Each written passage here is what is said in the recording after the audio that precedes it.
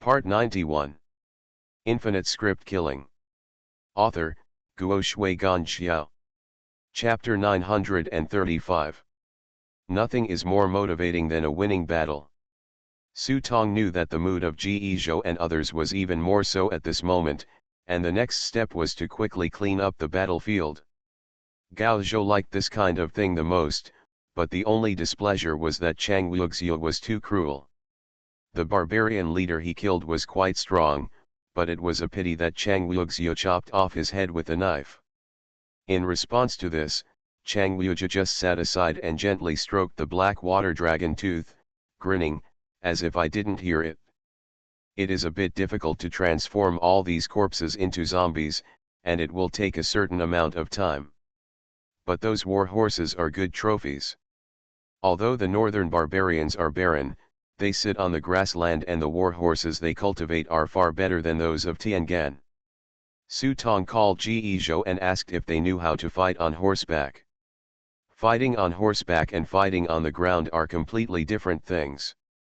Fortunately, veterans like Ji Zhou still have some basic skills in mounted combat. But it's just a bit basic. Seeing this, Su Tong thought for a moment and decided to let each of them get 3 war horses, and kill all the other horses and throw them to Gao Zhou. This makes Ji Zhou and others very distressed. Such a war horse costs at least 100 taels of silver in Tianqian. It would be a shame to kill them all like this. Su Tong also knew that it was a pity, but he had no better choice. Besides, if he killed the war horse and handed the body to Gao Zhou, he could ask Gao Zhou to turn the war horse into a zombie horse when needed. Although its function would be greatly reduced, it won't be considered a waste. The problem Su Tong faces now is that there are too few people on their side. If he wants to form a cavalry regiment, he must absorb the scattered defeated troops as soon as possible. But this place is too big. Even with Li Bo, a jungle expert, gathering these remnants is a time-consuming and labor-intensive task. Just when Su Tong felt a headache from this, a sparrow flapped its wings and landed on Li Bo's shoulder. After a while of chirping, Li Bo's expression changed. "Head, there is a team heading towards us. Hurry, the number of people is very small, only about a dozen people." A dozen people. When Su Tong heard this, he simply called everyone and asked them to hide the bodies and pretend to be northern barbarians to see what these dozen people were doing here. In order to appear more like a northern barbarian man, Su Tong also put on a jack mask, changing his appearance and making himself more rugged. Not long after, a group of people appeared outside the camp. Before they could get closer, Su Tong followed Brother Yelajin and others out of the camp. "What are you doing here?" When the other party saw Brother Yelajin, he was startled and his expression instantly became very uncomfortable. Brother Yelajin naturally didn't speak, but Su Tong rode forward on his horse and looked at the group of people with side eyes. I found that there were many differences between the dozen people and the other barbarians. They were also wearing leather armor, but the leather armor on these people was particularly exquisite, with gold gilt patterns on it, and the long knives at their waists were inlaid with gems. The leader, in particular, does not look like a barbarian, but rather like a Han. This guy is wearing a blue-gray robe, with a goatee on his slender face. No matter how he looks at it, he matches the rugged style of the northern barbarians. He couldn't get up, so he reined up his horse and asked, "What are you doing here?" "Ha," Goatee curled his lips, raised his head and said, "We are here under the order of the 4th Prince. We have important things to do. Get out of the way quickly and don't delay our important things." No wonder Goatee looked so unkind when he saw Brother Yelajin. The master they served was none other than Brother Yelajin's brother, Yelaki. The king has 8 sons in total, and the 4th prince is the strongest. Without him, it's because Yelaki's mother clan is so powerful, it is the Xiao family of the northern barbarians. How powerful the Xiao family is in the northern barbarians. Just listen to the names of Uncle Yelaki and you will know that the king of the western courtyard of the northern barbarians, the northern barbarians Dingai Shenzhen, the commander-in-chief of the southern expedition, the third in the world, Xiao Lishan. Even the northern barbarian king must be polite when meeting him. To put it bluntly, with Xiao's support, the world will belong to the fourth prince sooner or later. As for the other princes, it can be said that they are all incompetent, especially Brother Yeligin in front of them. He is simply a joke to their northern barbarians. A bastard is worthy of being compared with the fourth prince and others. Su Tong didn't know the reason. Seeing Goatee's arrogant face, Su Tong smiled coldly and immediately signaled to make way. Huh, that's pretty much it? Goatee raised his head and led the group of people into the camp slowly. However, as soon as they entered the camp, Goatee felt that something was wrong. Although most of the corpses were dragged into the tents and the ground was sprinkled with loess, the smell of burning and the strong smell of blood lingered in the air. "Sir, something is wrong." The northern barbarian men following on both sides glanced at the new soil on the ground, and immediately had a bad feeling. They pulled their horses to turn around, but when they turned around, they saw that Su Tong and others were already riding their horses towards they charged straight at us. "Brother Yeligin, you are crazy." Upon seeing this, Goatee screamed and urged his men to rush forward, but at this time, Ji Zhou and others who were lying in wait had already rushed forward with long knives. The advantage of a war horse is not only its high strength, it is also good at charging and slashing. It can be difficult for ordinary people to stop it by borrowing horsepower from others. But there was no charging horse. Facing veterans like Ji Zhou, they suffered a big loss at once. Ji Zhou rolled on the ground and slashed the horse's legs first with his sword. These war horses screamed, and even the northern barbarian warriors on horseback fell heavily to the ground. Then they were swarmed by other soldiers and chopped into 8 pieces with random swords. In just a moment, Su Tong and others had already rushed over. Su Tong raised his hand and struck with 2-sword energy. After easily dispatching the 2 northern barbarian warriors, he jumped up and grabbed the hair of his goatee. "Throw him to the ground." Now Goatee was moaning in agony. After Ji Zhou and others dealt with the northern barbarian warriors, they rushed over with a knife. "You are a traitor. You should be killed for treason and seeking glory." No matter what era, people will hate traitors. Fortunately, Su Tong stretched out his hand to stop Ji Zhou. "Don't worry, first ask this person what he is doing here." Seeing Su Tong speak, Ji Zhou put away the big knife in his hand, turned around and went aside to concentrate on cutting his ears. Su Tong took off his jack mask, revealing Yang Hong's appearance. He looked at the frightened Goatee on the ground. He squatted down and looked at the Goatee in front of him with a smile. "Where are you from? What's your name?" I, Yang Xiran, am originally from the Suancan country. However, my country was ruined and my family was destroyed. I was captured by the barbarians and had no choice but to surrender to the barbarians." "General, spare your life, General, spare your life." Yang Xiran saw that Su Tong and others were not barbarians, so he quickly begged for mercy. Su Tong narrowed his eyelids slightly when he heard this. "Oh, it turns out that you and I are from the same hometown and have the same surname." After saying that, he personally pulled Yang Xiran up from the ground. Hearing Su Tong's words, Yang Xiran was overjoyed and looked at Su Tong in surprise. "It turns out that the general is also a Suancan person. Of course, I was already a child in the 3rd year of Suancan. If it hadn't been for Buman, I would have had to take the Jinshi exam this year. Oh my, in the 3rd year of Xiankun, the general was afraid that he was no more than a young man. He is a wizard in ancient and modern times.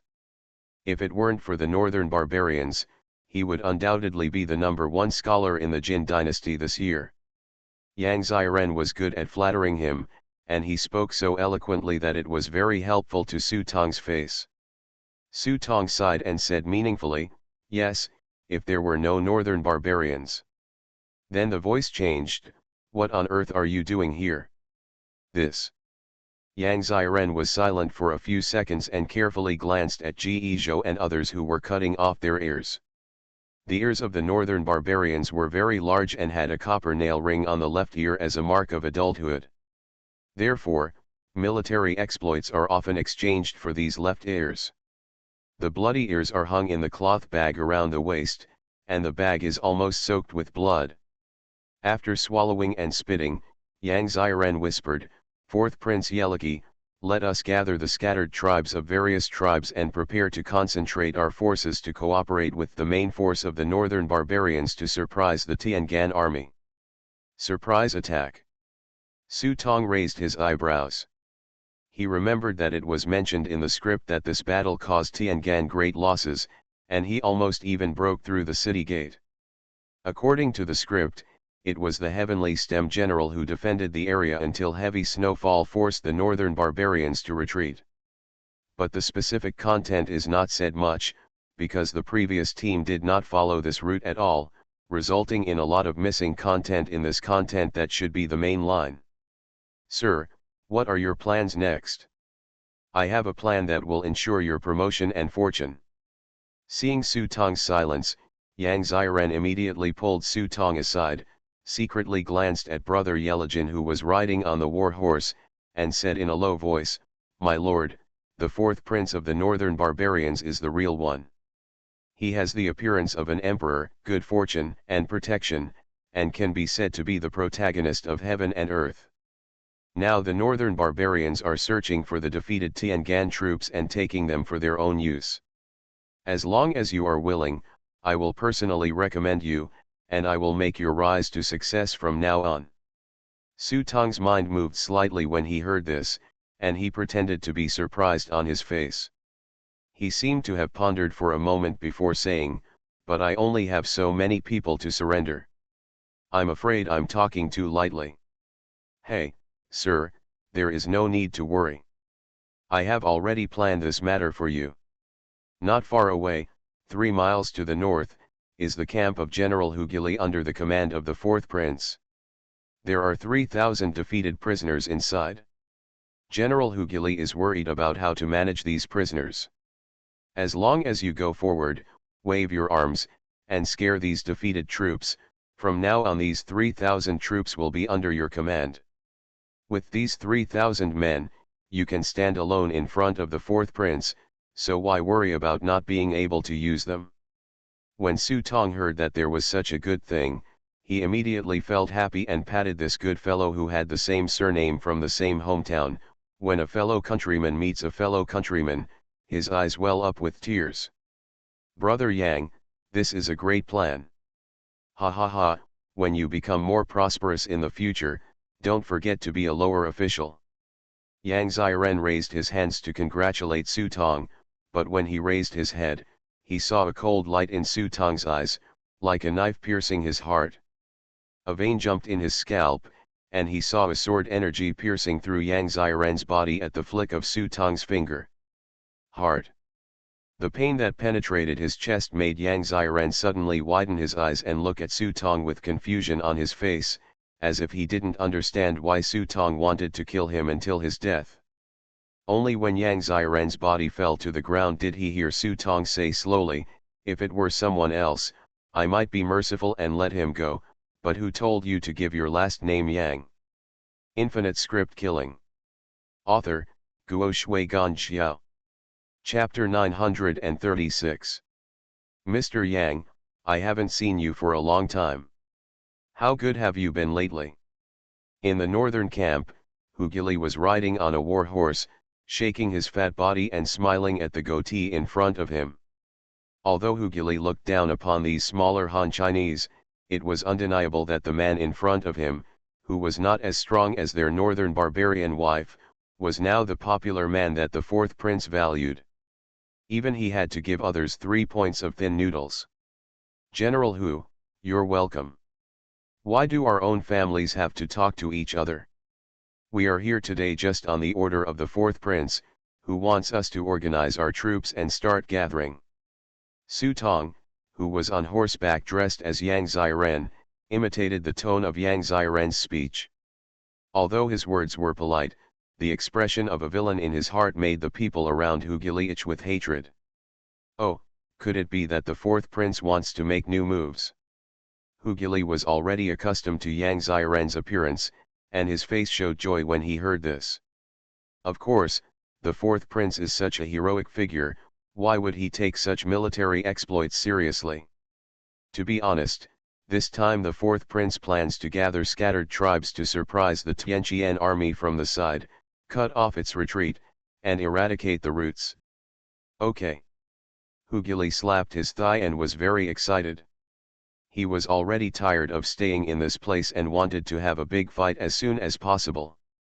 This matter cannot be delayed. General, please break up camp and set up camp as soon as possible. Su Tong continued to urge. Okay, Hugili did not doubt that he would continue the interrogation, but then he asked hesitantly, but what to do with the defeated Tiangan soldiers? Of course, bring them together. The fourth prince wants these people to be the vanguard. Firstly, they can confuse the main force of Tianqian, and secondly, they can reduce our losses. After Su Tong finished speaking, he pointed to Ji Zhou and others behind him. These are all those who are willing to surrender to the fourth prince. Send them to meet the prisoners. Those who are willing to surrender will be kept. Those who are not willing will be killed. Okay. Hugili nodded repeatedly when he heard this, thinking, this is a good idea. It saves me from having to raise so many Han sheep. General, take care. We have to inform others as soon as possible. We won't be here with the general. When Su Tong saw that Ji Zhou and others had been brought in, he immediately said goodbye to Hugili. Hugili originally wanted to persuade him to stay, but when he thought that the fourth prince's order was more important, he changed his mind and said, in this case, my lord, please go slowly. Su Tong cupped his hands and led the people away. Watching Su Tong and others walking away, Hugili held his beard in his hand and thought to himself, strange, there is something wrong with this guy. But he didn't think much about it, he simply felt that Mr. Yang's face looked uncomfortable. Boss, is this okay? Gu Zibai and Li Bo followed Su Tong. Seeing that they were far away, Gu Zibai became worried about Ji Zhou and others. In fact, he is quite optimistic about this Ji Zhou. It turned out that after Su Tong learned from Yang Xiren that there were 3,000 prisoners here, he immediately became interested. Then he thought of Yang Xiren's plan, but with a slight change. He pretended to be Yang Xiren and sent Gao Zhou, and Chang Liuzhu was sent into the camp, and then he cooperated internally and externally to destroy the group of northern barbarians. This plan was so bold that even Su Tong himself was unsure of it. Of course, if he simply killed these people, Su Tong was still confident. At worst, he would activate the Nine Immortals Cauldron and set up the Nine Immortals formation, and as many of these northern barbarians would die as possible. But doing so would make no sense. What he needs is people, warriors who truly dare to fight and kill, but he cannot be a god. If these people refuse to resist, so what if he saves them? Do he still have to raise a bunch of trash? Did you come here to be a nanny for them? He is not that kind, so he gave this plan to see if these people were worth saving. However, what he didn't expect was that after he finished explaining the plan, he thought that Ji Zhou and others would not agree, but he did not expect that Ji Zhou and others would all bow down in front of Su Tong and be willing to go in and take risks. I remember Ji Zhou's red eyes and unyielding eyes at that time, and his words still echo in my ears. We were originally defeated, but it was you, General, who allowed us to be reincarnated as human beings. Since General is willing to take risks, how can we brothers retreat in the face of battle? Please rest assured, General, that we will do our best and will not give up even if we die. The words were simple and even a little awkward, but the sincere eyes still made Su Tong feel the determination in the hearts of Ji Zhou and others.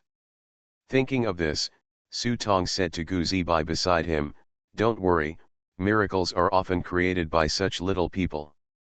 Ge Zhou and others were soon taken to the place where the prisoners were held. When he arrived at the place and took a look, Ge Zhou's heart started to lift. He saw a huge sheepfold surrounded by wooden barriers at the foot of the hillside in front of him.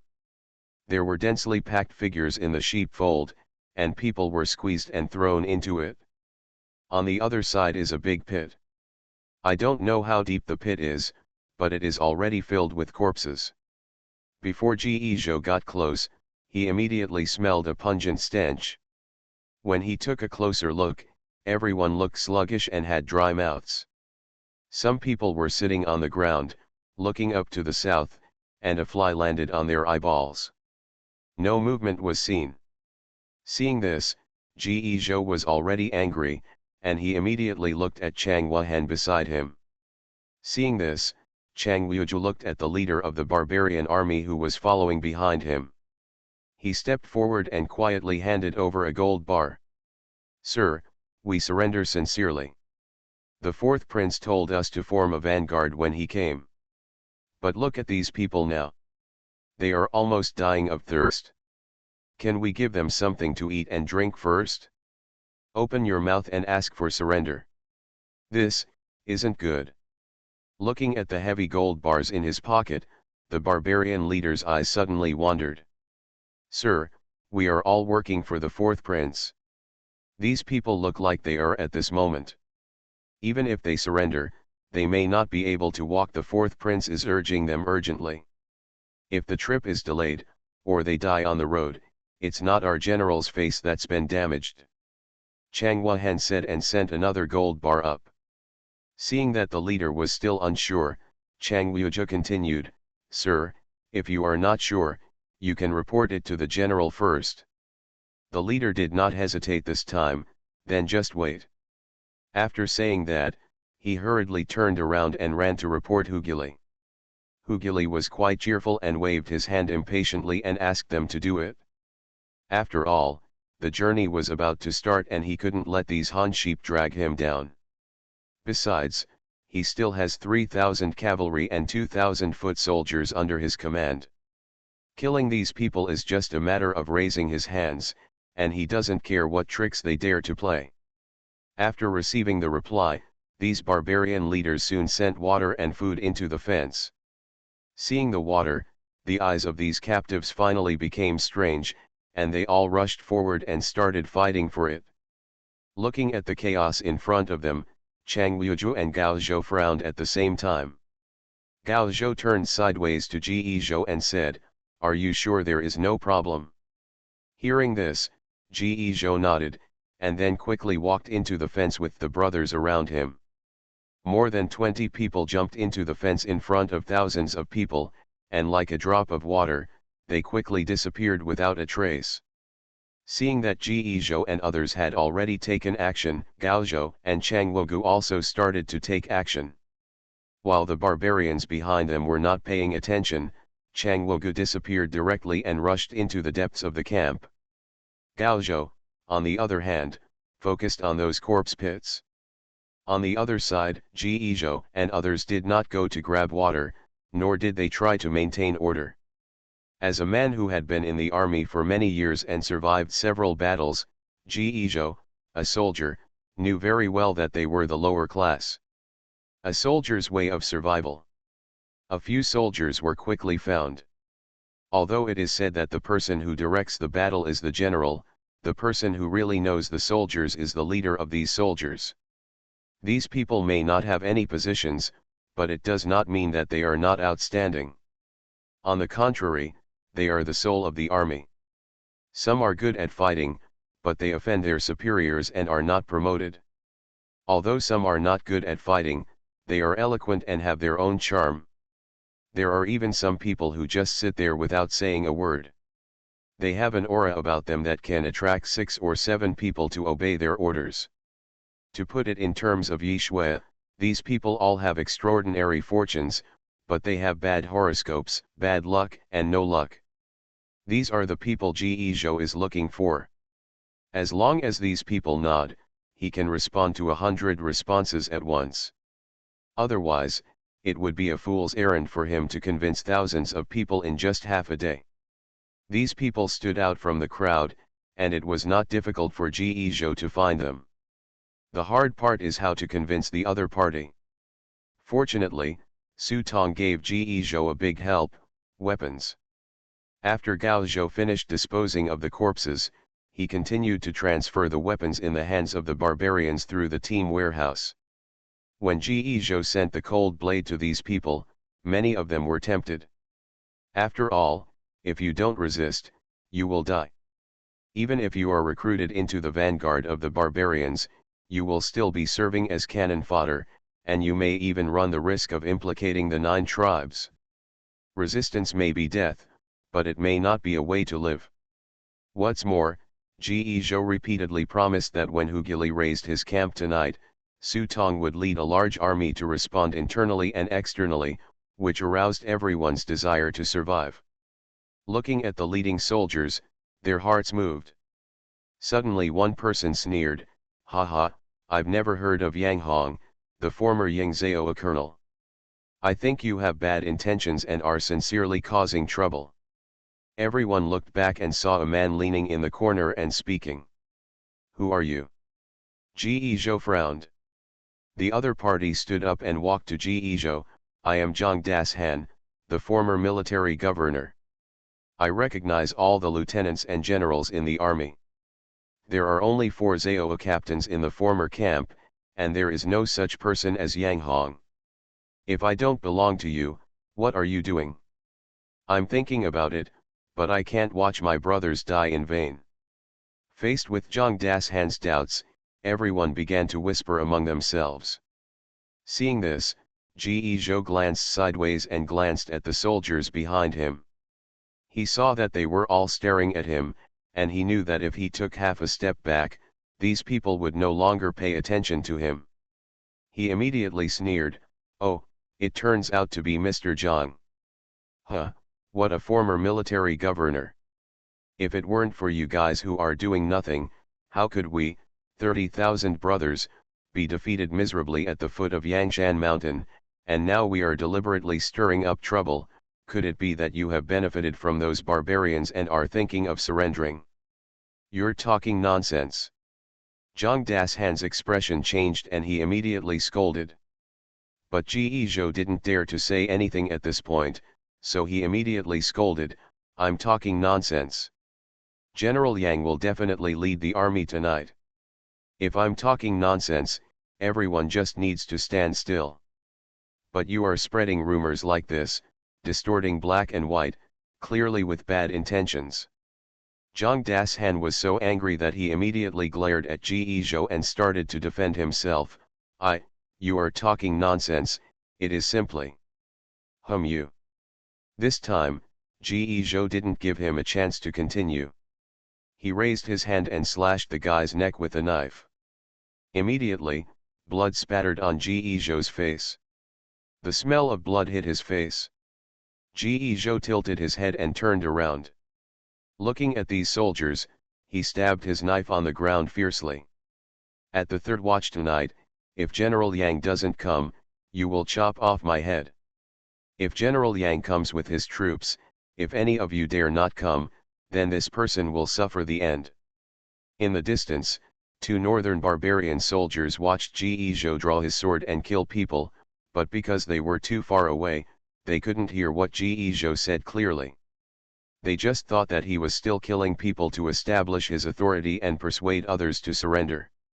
They couldn't help but look at each other. They looked at each other, and then a big smile appeared on their faces. "Ha ha ha, these Han sheep only know how to fight in the nest." You are listening to Novels at Bless Up channel. Wish you happiness and luck. Please subscribe to receive new novels. How do you feel about this novel? Please like and leave a comment. Infinite Script Killing. Author, Guo Shui Gan Xiao. Chapter 937. Ge Zhou was gambling, putting his own life on the line. Although General Yang has told him that he will bring a cavalry to attack the camp tonight. But where did the cavalry come from? Did it fall from the sky? There were questions in Ji Zhou's mind, but he still chose to believe Yang Hong because he had no choice. He is not a smart person, but he is definitely not a fool. The four people around Su Tong all have unique skills and must be top-notch masters in the world. Just like that dog thief surnamed Lu, he was so happy that he advanced alone, causing 30,000 of his brothers to be made dumplings by the northern barbarians. But it happened that he had such a superb master next to him, and he grabbed the dog thief surnamed Lu with one hand. He left in style among the barbarian army. In his opinion, the strength of the four people around General Yang was not inferior to that mysterious master. In other words, if they wanted to break out, they could have left in style, so why bother with them? It was obvious that General Yang was helping them and willing to give them a way out. If they don't desperately grab this life-saving straw, are they, the defeated army, required to break out of the encirclement on their own? It was precisely because Ji Zhou had clearly seen the stakes in this early on that he was willing to put his own life on the line. Otherwise, how could a veteran like him who was in the military be willing to put his head on someone else's body? Time passed by, and the sky began to gradually darken.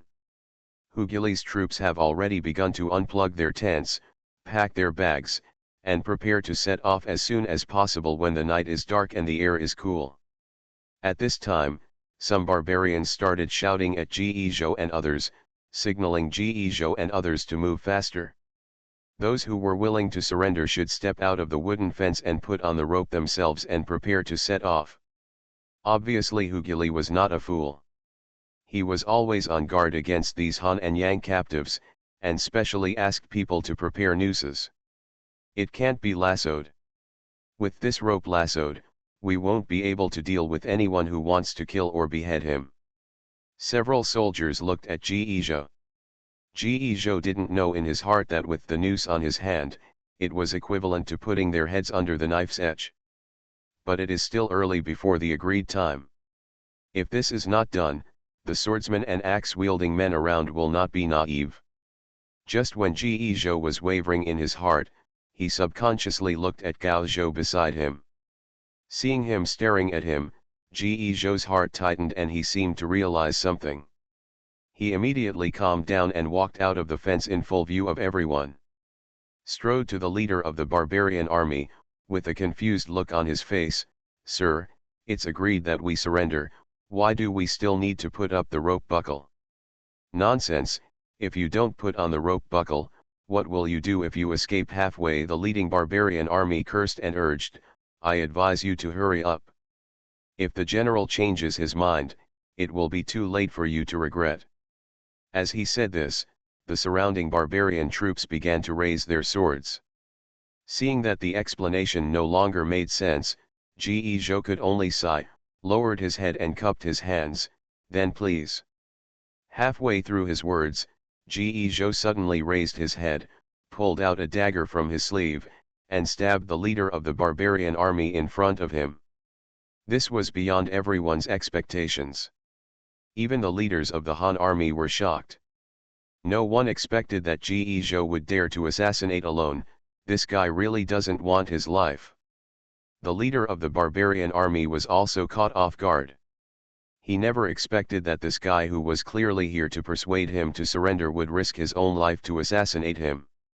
Unsuspectingly, he was pushed forward by Ji Zhou, and the dagger was directly thrust into his chest. In the throat. Die. The veins on Ji Zhou's face were stretched. At this point, he would die if he didn't fight. He rushed forward more than 10 meters while holding the opponent's body, and fell heavily to the ground. Only then did the other barbarian soldiers around him react. Cursing in his mouth, he picked up the big knife in his hand and struck at Ji Zhou. Seeing this, Ji Zhou could only draw out the sword from the waist of the leader of the barbarian army and slash it horizontally behind him. At the same time, he rolled forward awkwardly to avoid the incoming sword and axe, but there were too many barbarian soldiers around him. Just when they were about to attack with knives, a black shadow rushed up first, and the black dagger quickly passed through the throats of these barbarians like ghosts in the dark night. Puff. The moment the blood sprayed out along the blood vessels, a figure appeared next to Ji Zhou. He grabbed Ji Zhou with one hand and threw him forward. Suddenly Ji Zhou felt a strong wind roaring in front of him, and he was hit by his own body. The brothers caught it firmly. Looking up again, I saw that Chang Wuhan and Gao Zhou had already started to take action. The two of them were on the left and the right. Chang Wuhan looked like a ghost and shuttled quickly among the barbarians. The black water dragon teeth in his hands were flying lightly among these barbarians.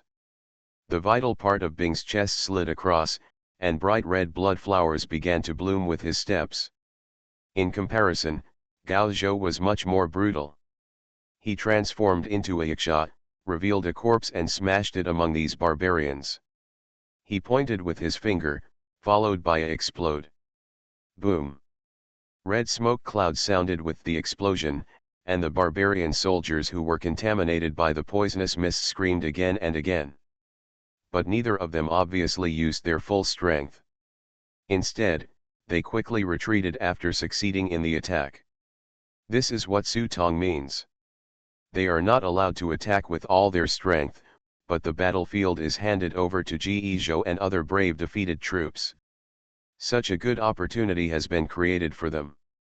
Are these people really worth saving? The next step is it depends on their performance.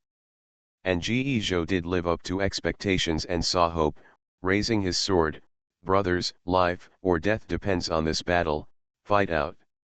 As he spoke, more than 20 people jumped up and kicked down the fence first, forming a military formation to attack the barbarians. Seeing that Gao Zhou and others had already charged forward, the soldiers did not dare to hesitate at all. They did not care whether the rescue mentioned by Ji Zhou before was true or false. If they did not fight now, they would all die. He immediately waved the long knife in his hand and led the people forward. As soon as these soldiers moved, others also raised their swords. This riot of more than 1,000 people immediately caused chaos in the camp. Boss, the fight has already started, why don't we take action now? In the woods in the distance, Su Tong and the others were looking at the chaos in the camp. Gu Zibai turned his head and asked Su Tong. No rush. It's not time yet. Su Tong waved his hand and looked at Kimin with his life eye and found that the aura in the camp was chaotic, but the bomb inside was still very stable. In contrast, the aura of Ji Zhou and others was very chaotic. It can be inferred from this that these defeated prisoners at this moment have not really been inspired to fight. If you take action at this time, you can only let them take chances and even think that victory is too easy. The final result is still disorganized and formless. Although it is inhumane to do so, the more you give, the more you will cherish it. The only person who can save them is themselves. Seeing Su Tong not moving, Gu Zibai looked anxious, but still kept calm and waited patiently. Sure enough, just as Su Tong thought, after these prisoners broke out of the fence, their chaotic fighting style was just relying on the advantage created by Gao Zhou and Chang Wugu, but soon this advantage was followed by Hu Gili and others.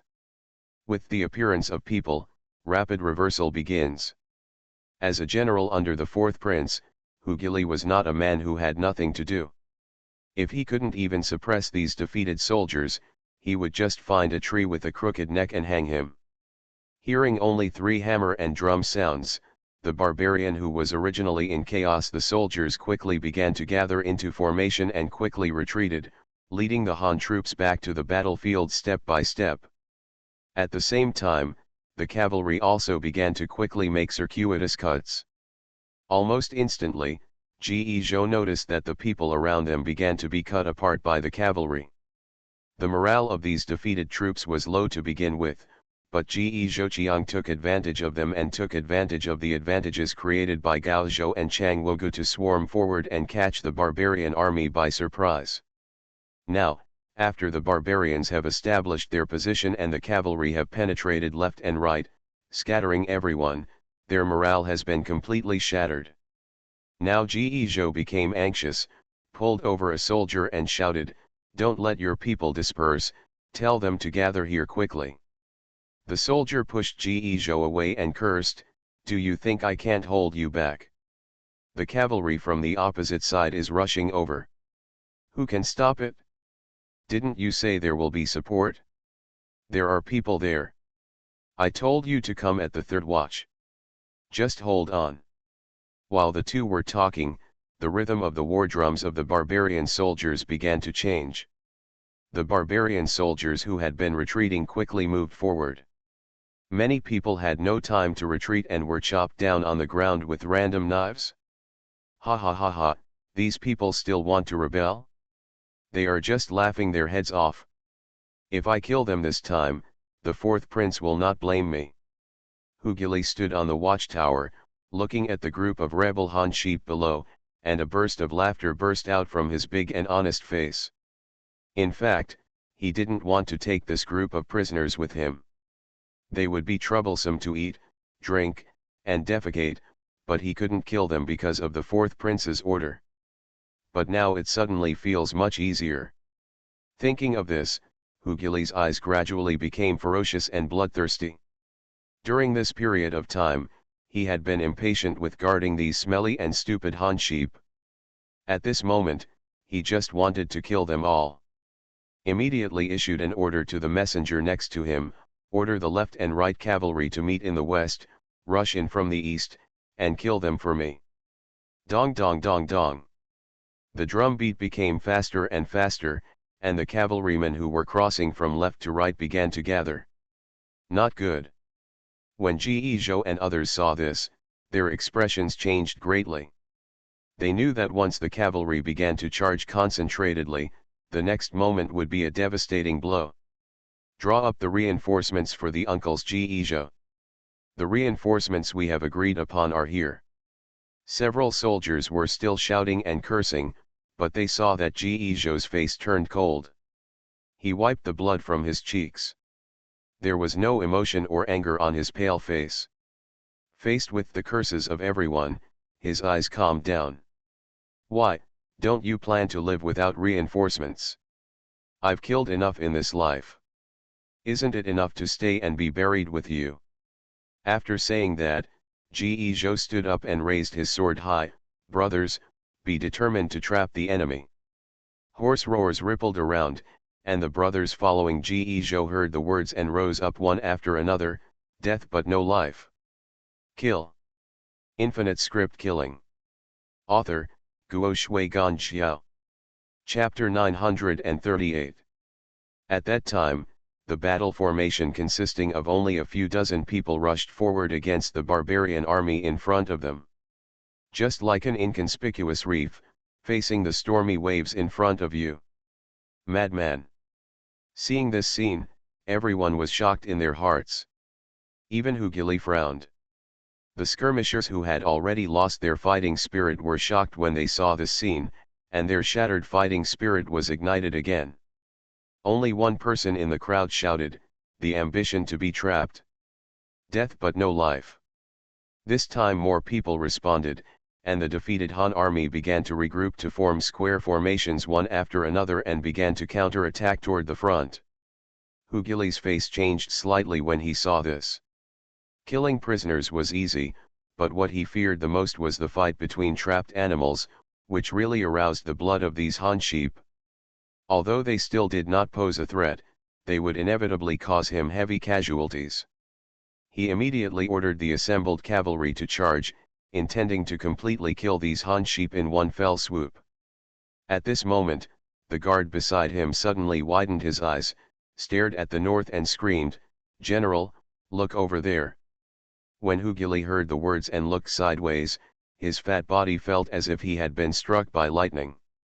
He saw a strange cavalry in the forest to the north appearing silently in his sight. Under the night, black armor covered everything from the face to the horse. The dark figures gathered neatly in a row, and the cold spears exuded murderous intent that pierced the soul. Heavy cavalry? Impossible. Seeing the appearance of this cavalry, Hugili almost popped his eyes out. As far as he knew, Tiangan's main force had begun to gather, and it was impossible for the cavalry to appear here, let alone the heavy cavalry, which was not good at running attacks, and should not appear here. As for whether this cavalry is from the northern barbarians, that is even more impossible. The northern barbarians were short of iron, and even consumable arrows had to be made of bones. One set of armor for this heavy cavalry was more than enough to hit 6 swords.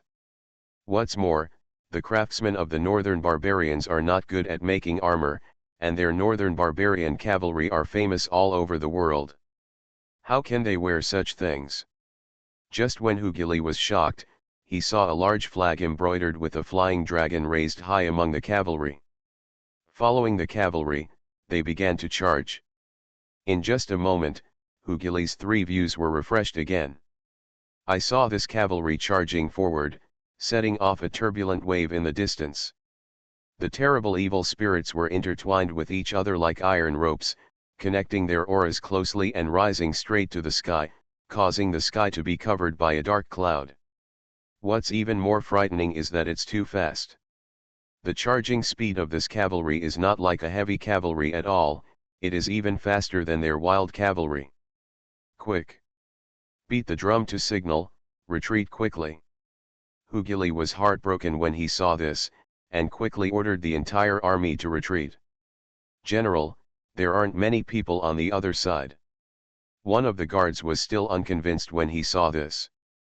After all, the opponent seemed to have only 200 people, but they had 3,000 cavalry. Go to hell. Hugili was too lazy to explain and kicked the guard away. That night there should be heavy cavalry, all covered with heavy armor. The horses were also covered with iron armor, making it difficult for swords to damage them. The light cavalry wearing leather armor would be like hitting an egg against a stone. If it were in the past, Hugili would not be so panicked and make a mistake. Although the heavy cavalry is strong, it is not invincible. The war horses cannot run fast at all. They only need to keep a distance, and dragging them can drag them to death. But the scary thing is that this heavy cavalry, even though they are fully armored, is so terrifyingly fast. If they don't run, they are just looking for death. Thinking of this, Hugili turned around and jumped off the observation tower. Just when he was about to escape, he suddenly found that the horse he was sitting on did not move at all. No matter how he whipped his whip crazily, the horse did not move at all. Hugili was so angry that he almost went crazy. He immediately jumped off the horse and took a look, only to see that his beloved horse was dead. How so? Seeing that his horse was dead, Hugili suddenly felt a strong uneasiness in his heart. When he looked again, he saw that the guards around him had also been killed silently. At this time, Hugili felt a chill in his heart. Who is it? Come out. General, how can we run away before we fight? A sigh came from the shadows, and Hugili's expression changed drastically. When he saw the Han army clothes on the other party, he quickly pulled out the sword from his waist. Court death! Hugili gave a sharp shout and swung the wolf-headed sword in his hand. A violent sword light erupted, like a wild python. The huge blade cut in all directions, and the ground shattered piece by piece, with dust and smoke flying. Hugili can be a general and command 5,000 troops, so he certainly has the strength. The wolf-headed sword in his hand roars, and a large blade light turns into the shadow of a wolf. He can attack directly in front of him without restraint. Chang Wahen's pupils narrowed slightly, but instead of retreating, he advanced forward, facing the wolf shadow in front of him with sword energy. Even though the power of these sword energy was no less than a full-strength strike from a Taoist, Chang Wahen's figure was in shape. Like a ghost, the sword in front of him was as strong as a forest, but it didn't hurt him at all. If you look closely, you will find that with every step Chang Wazi takes, the surrounding space shifts slightly. It is this slight shift that provides him with a 3-foot gap, allowing him to step on. He avoided the sword light in front of him like a tightrope. This is exactly the unique skill that Chang Wuju obtained after Space Phase Add 6, Space Slight Movement. It consumes 500 script points. After activation, It can control its own small spatial changes. Duration, 30 seconds. Cooling time, 1 minute. There was a distance of more than 10 meters, and in a matter of seconds, the person was in front of Hugili, holding black water dragon fangs on both sides. For a moment, 2 dark daggers were waved at the same time, and the special skill double arc scene attached was also activated. The figure was divided into 3, and stabbed Hugili from 3 different directions. Double arc scene. After activating the special passive, 2 mirror clones can emerge, and each mirror clone has 45% of its own lethality. Seeing 3 figures approaching, Hugili narrowed his eyelids and held the wolf head sword in his hand. A stream of light covered the blade. You are really asking for your own death.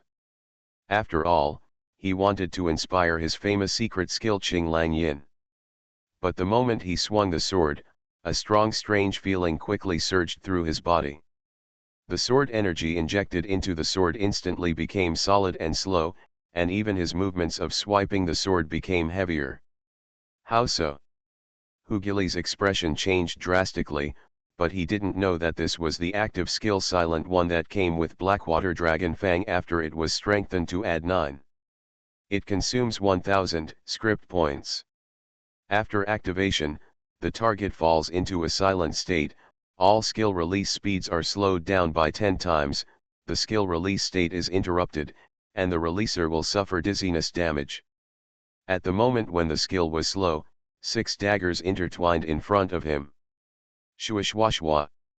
After the cold light was drawn together to form the symbol of a 6-pointed star, the 3 figures quickly gathered together. Chang Wuhen put away the dagger, and the figures disappeared into the shadows again.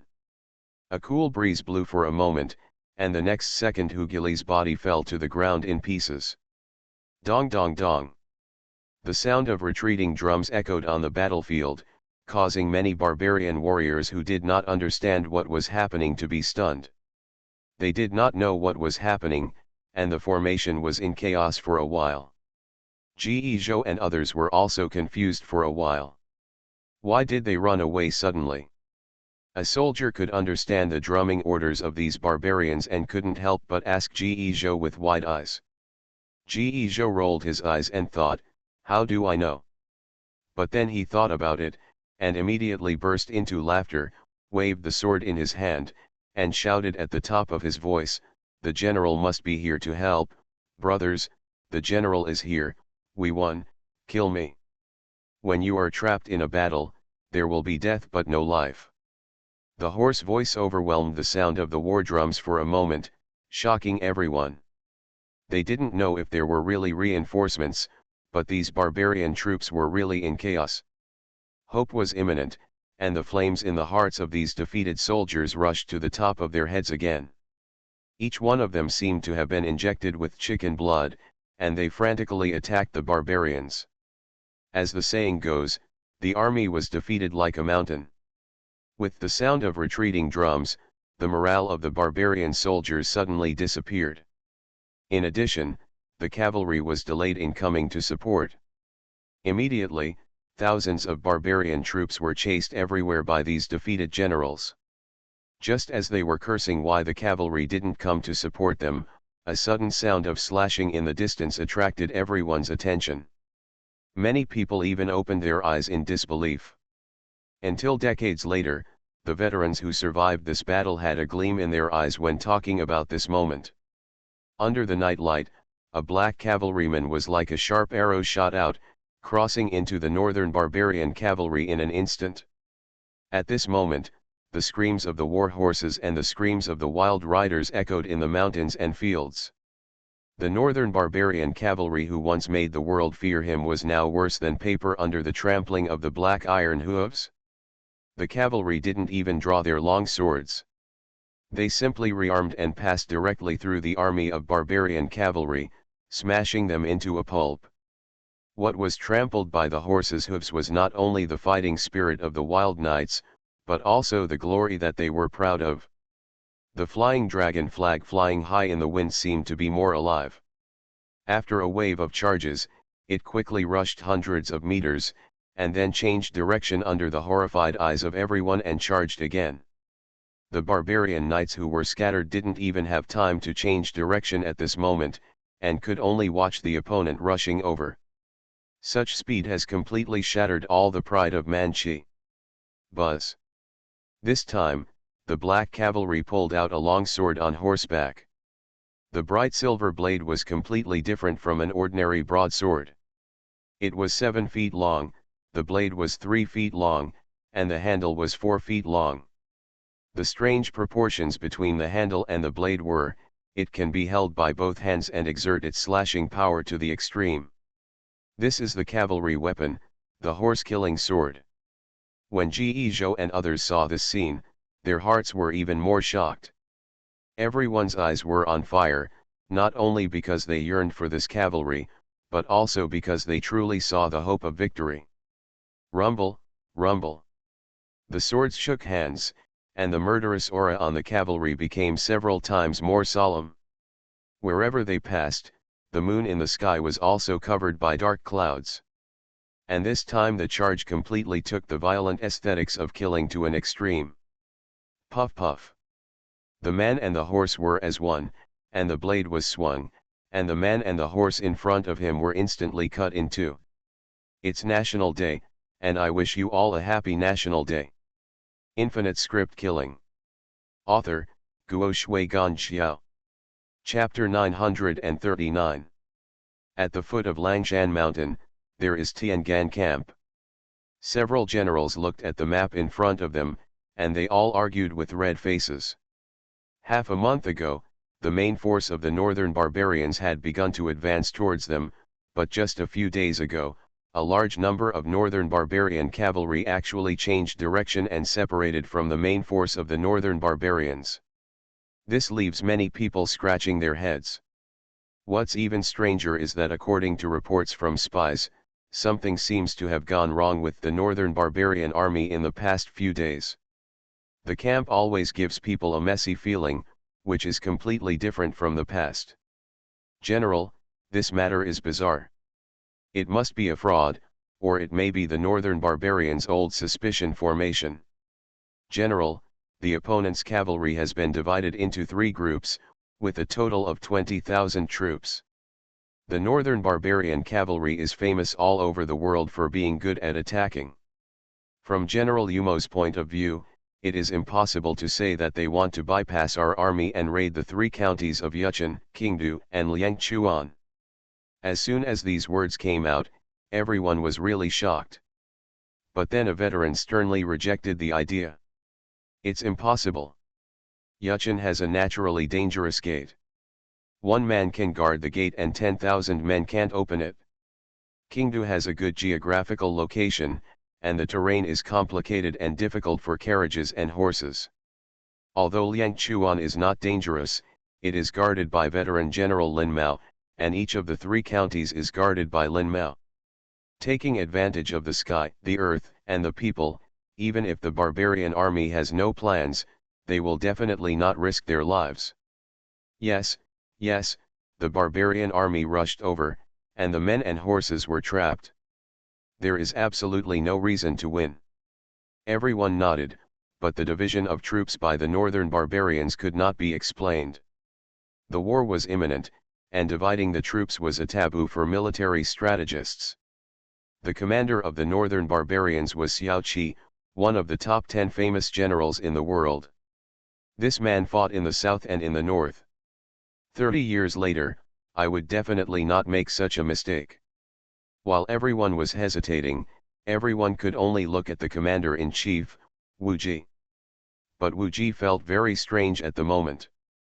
As Xiao Kai's old rivals, the 2 of them had fought 6 or 7 times, each with their own victories and defeats, but both sides knew each other very well.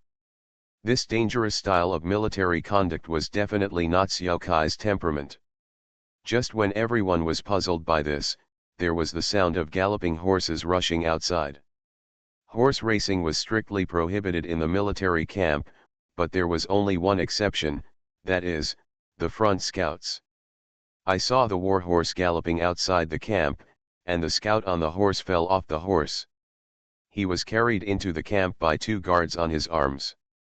After a look, he saw that the scout had been seriously injured. "Commander, I got the stuff." The scout struggled to raise his head and took out a package from his arms. "Quickly, take the person down for treatment," Wu Ji said, hurriedly motioning to the general on the side to quickly take the package, and then opened the package, and a foul smell hit his face. I saw that there were 2 fresh poops in the package. The stench was overwhelming, but everyone present stared at the excrement carefully with their eyes wide open. As the coach, Wu Ji even personally took a small stick and messed with the feces. Although the scene of Tiangan gathering the commander-in-chief and the high-ranking officials to make shit looks funny and weird, there is indeed amazing information in it. So much so that Wu Ji and others looked at each other with extremely weird expressions. The northern barbarians are short of food. A general looked at the feces for a moment and finally told everyone's guess. "It's impossible. How could the northern barbarians be short of food? The northern barbarians are a desolate land, and everyone makes a living by raising animals. It does not produce food, but Suankan produces food. Suankan is known as the world's granary. Even Tianqian buys tens of thousands of grains from Suankan every year. You can imagine how wealthy Xiankan was. After the northern barbarians destroyed Xiankan, Xiankan's granary was enough to feed the 100,000 northern barbarian army for 10 years. I am afraid that the northern barbarians have never fought such a wealthy war since the founding of the country. How could they be short of food? If Xiankan had not been destroyed, how could the northern barbarians dare to fight against Tiangan? Who would believe it now that they are short of food?" Report. Just when everyone was undecided, someone from outside suddenly came to report.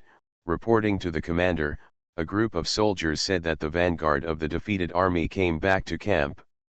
Wu Ji and others were upset when they heard this and waved their hands impatiently.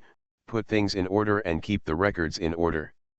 According to military regulations, if they cannot return to camp for 15 days, they are considered deserters. The time limit has already expired, but it is not easy for them to return to camp at this time. Wu Ji is already extremely merciful. In addition, the defeat of the 30,000 forwards was all the fault of that beast of the Lu family, but the court had already concluded the matter. The beast of the Lu family was safe and sound. Wu Ji felt guilty, but it was precisely because of this guilt that he, not daring to face these returning defeated troops, he just said casually and ignored them. However, after saying this, the messenger did not come down. He could not help but glare and asked with an unhappy expression, "What else is there?" "Commander, each of them carries a bag of heads and more than 100 ears." As soon as the messenger said these words, Wu Ji and others were instantly stunned. "What did you say? Say it again."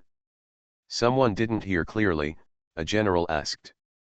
The messenger soldier swallowed his foam, faced the gazes of all the generals, and said loudly, "Commander, each of them carries a barbarian head, and a total of 2,000 barbarian ears." Hiss. Hearing this, everyone was confused. "How many are there in total? Are you sure you're not pretending to be someone else?" "A rough estimate shows that there are 600 of them in total, and they are all northern barbarians." Zoer. Suddenly there was a dead silence in the entire commander's tent, and even some generals were shocked. 600 people, each with a barbarian head, which is already a great military achievement, not to mention the left ears of 2,000 barbarians, which is enough to report to the imperial court. Could it be that all of these 600 people are martial arts masters? Wu Ji immediately stopped caring. He suddenly had an idea in his mind that maybe the northern barbarians' lack of food and troop division problems had something to do with these tribes. Immediately he hurriedly led the people out of the handsome tent. When I came outside and took a look, I saw that the heads had been neatly placed on the table, and the ears stained with blood were piled up in 2 large baskets. It's actually true. Wu Ji felt ecstatic in his heart, and he quickly walked to the returning soldiers. Looking at these wounded forward brothers, his eyes immediately became moist. Immediately, a leading soldier was called and asked in detail how they did it. As a result, Wu Ji and others became quiet when the soldier told his story. You said that general's name is Yang Hong. Yes, Captain Yang Hong. You said, he had a heavy cavalry in his hand and he destroyed 3,000 northern barbarian cavalry. Yes, I have seen it with my own eyes. There is the head of the northern barbarian general Hugili here to prove it. You said that this person has now gathered 800 of your brothers and formed a cavalry to rob the grain road behind the northern barbarians.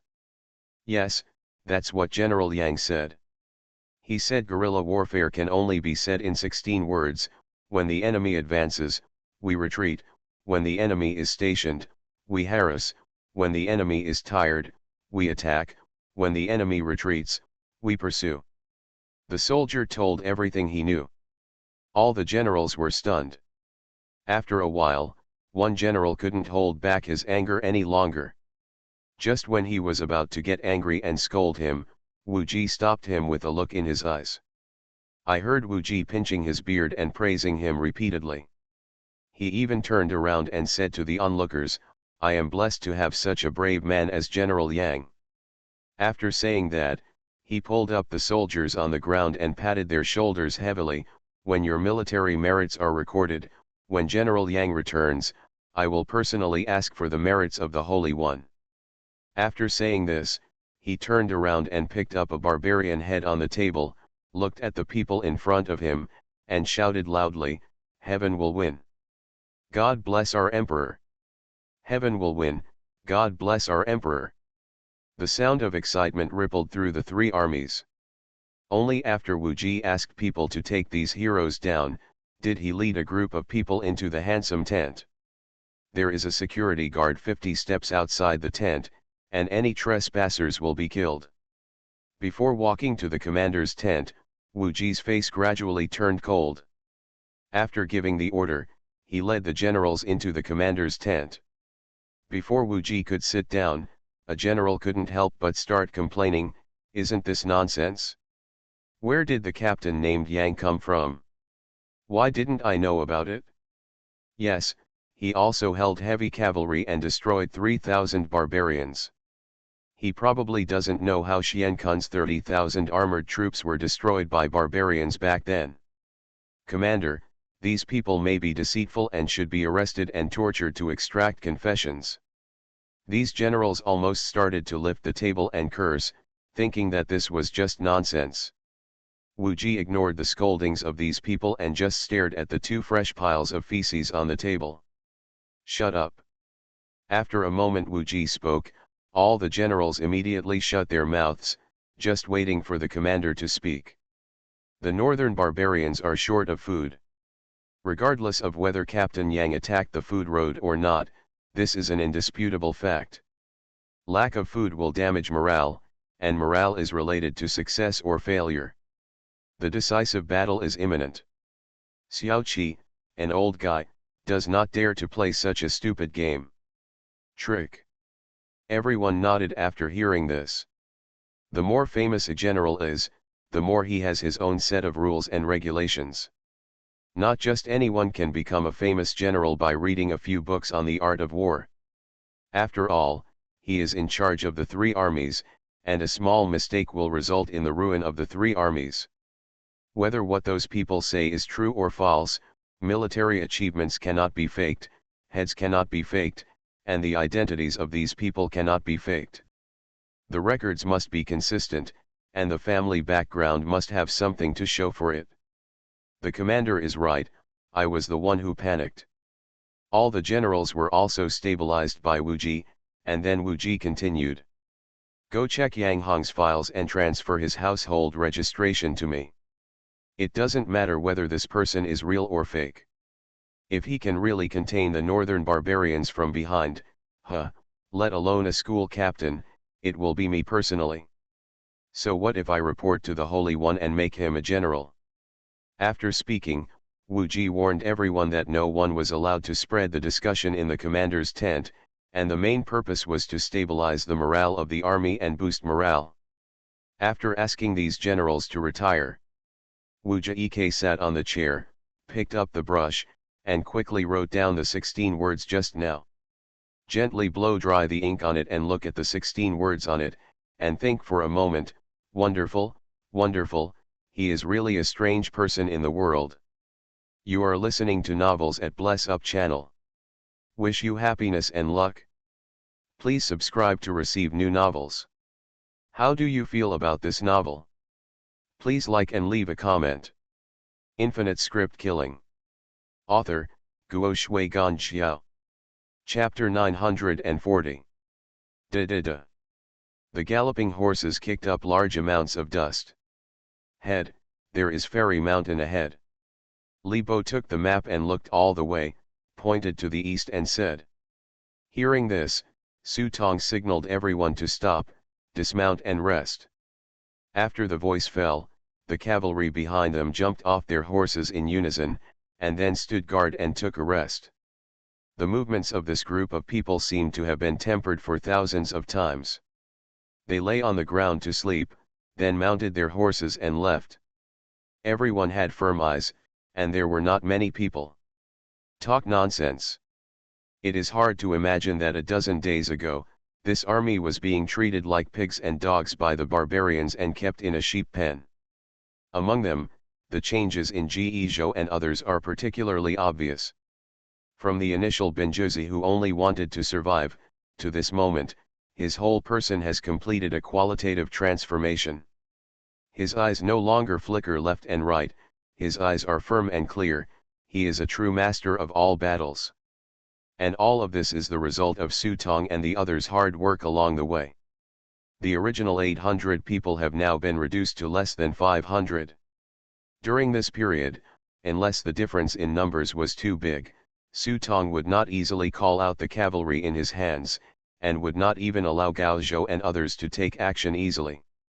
In Su Tong's words, what he wants is fame and bargaining chips, but what Ge Zhou and others want is life. Their lives can only be in their own hands. It is nonsense to count on himself, a god. However, just fighting was not enough.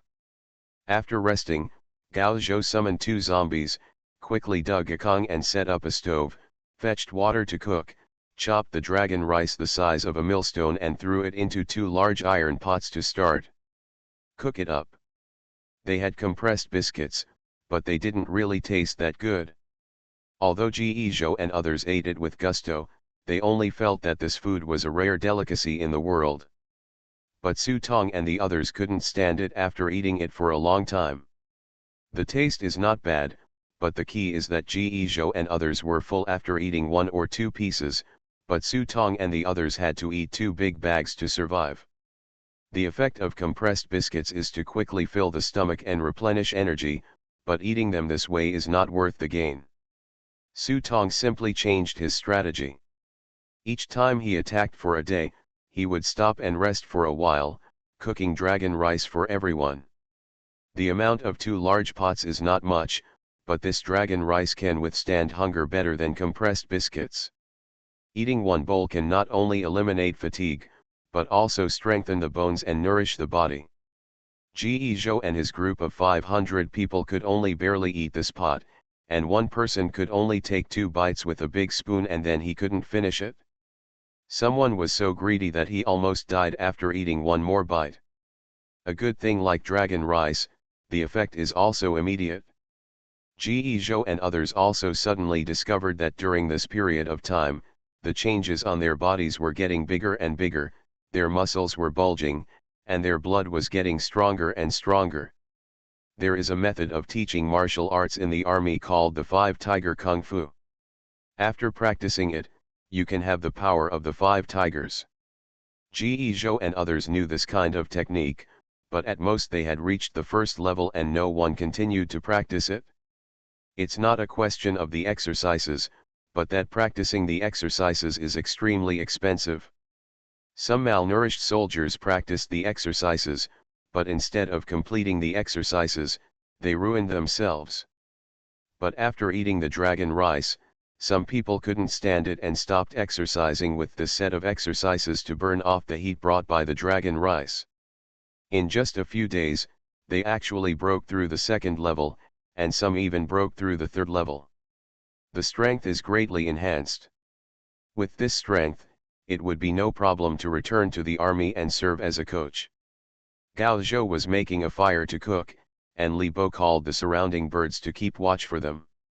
Gu Zibai taught Ge Zhou and the others how to kill with the sword. Only Su Tong and Chang Wogu had nothing to do, so they sat and chatted. This was the first time Su Tong had experienced the feeling of leading an army in a war. He was thinking about whether he should imitate Huo Qubing and raid all the way into Buman's hometown.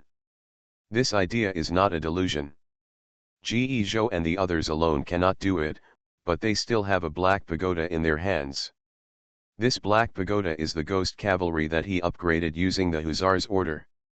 Su Tong plans to use the Hussars order to upgrade them again tonight, raising the strength of this cavalry to another level. At that time, it may not be difficult to break into the lair behind the northern barbarians. Just as they were thinking about it, Su Tong and the others received a prompt from the prop book. Ding! Your actions have greatly interfered with the script. The identity mission has been delayed and changed. Please return to the main force before the end of the Langshan battle. Ding! Your actions have greatly interfered with the script. Xiao Qi, the commander of the northern barbarians, has sent elite masters to attack you. Ding! Your actions have greatly interfered with the script. The fourth prince of the northern barbarians will personally serve as the commander of the siege and launch a large-scale siege against you. Every 3 hours, your position will be captured by the Yuankai divine sect. Ding! Because there has been a big change in the identity mission, your information has attracted the attention of Tiangan Grand Marshal Wu Ji, and the identity mission will be completed by default. Main Mission 1, Battle Royale. Mission Description: Your actions have aroused the anger of Xiao Qi, the commander of the northern barbarians. He not only dispatched 20,000 cavalry to encircle and suppress you, but also dispatched masters of the Yuankai God sect to encircle and kill you. Please break out immediately and join the main force. Mission Reward: Unknown. Mission Failed: Death. A series of warnings from the good guy, coupled with the main mission, forced Su Tong to give up his original idea. It seems that the injured soldiers have already joined the main force. Su Tong carefully examined the prompts. In fact, this is one of his plans. Only the best troops are needed, but not too many. Especially for a raiding force like them, too many people may not be a good thing, so he sent half of the injured into the forest and asked them to join the main force. And he raided the northern barbarians' grain road, attracting many pursuers and increasing the probability of their breakthrough. As long as these wounded soldiers bring their news back and attract enough attention, even if the mission fails, there will still be an escape route for themselves.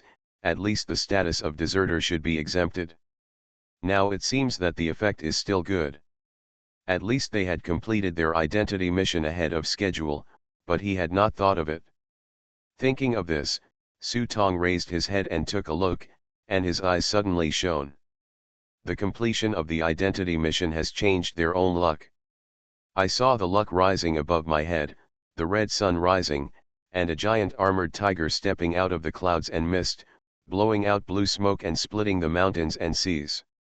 Yinhu comes out of the mountain. Su Tong looked at the changes in luck above his head, and his eyes showed secret joy. It was indeed good luck. It seemed that Mr. Tai was worth it as a shareholder. As the saying goes, the yin tiger comes out of the mountain to drive away all evil. This destiny and the power of pure yang can be said to complement each other. Immediately looking over the heads of Gao Zhou and others, it turned out that everyone's fate was related to the portal they chose when entering the script.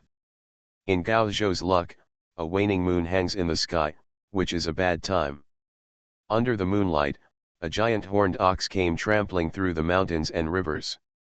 The earth is born from ugliness and opens up the world. Looking at Gu Zibai again, the sun was shining, yin and yang were clear, and a black horse with a red mane trampled the yin and yang energy. The Wu horse travels in the sky and divides yin and yang. Yes, yes, Zhou ox and Wu horse, these two fates suit them very well. After all, what Gao Zhou cultivated was a partial approach. The rat opened the sky to become yang, and the ugly ox created the earth to become yin, which is exactly consistent with the characteristics of zombies. At noon, the yang energy is at its peak. The morning mist and accumulated water are also evaporated at this moment. It is the time when yin and yang are separated. It is the best for a warrior like Gu Zibai. Thinking of this, Su Tong couldn't wait to look at Chang Wuhan beside him. This guy chose the chicken.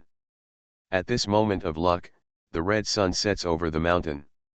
There is no distinction between yin and yang. The rooster stands alone on the top of the mountain. When the rooster crows, everything will be good. This is good. The sun sets, there is no distinction between yin and yang, and everything is dim. This coincides with Chang Wogu's positioning as an assassin. Su Tong thought about it secretly and felt that the fates chosen by everyone this time were all excellent. Then my mind moved and I thought of their team's mascot Li Bo. This guy seemed to have chosen a snake. Thinking of this, Su Tong immediately ran to Li Bo and took a look. He couldn't help but twitch the corner of his mouth and curse secretly, "Shit luck." Ah! Li Bo raised his head inexplicably. He didn't know what he had done wrong, and why he was being looked at by his boss like this.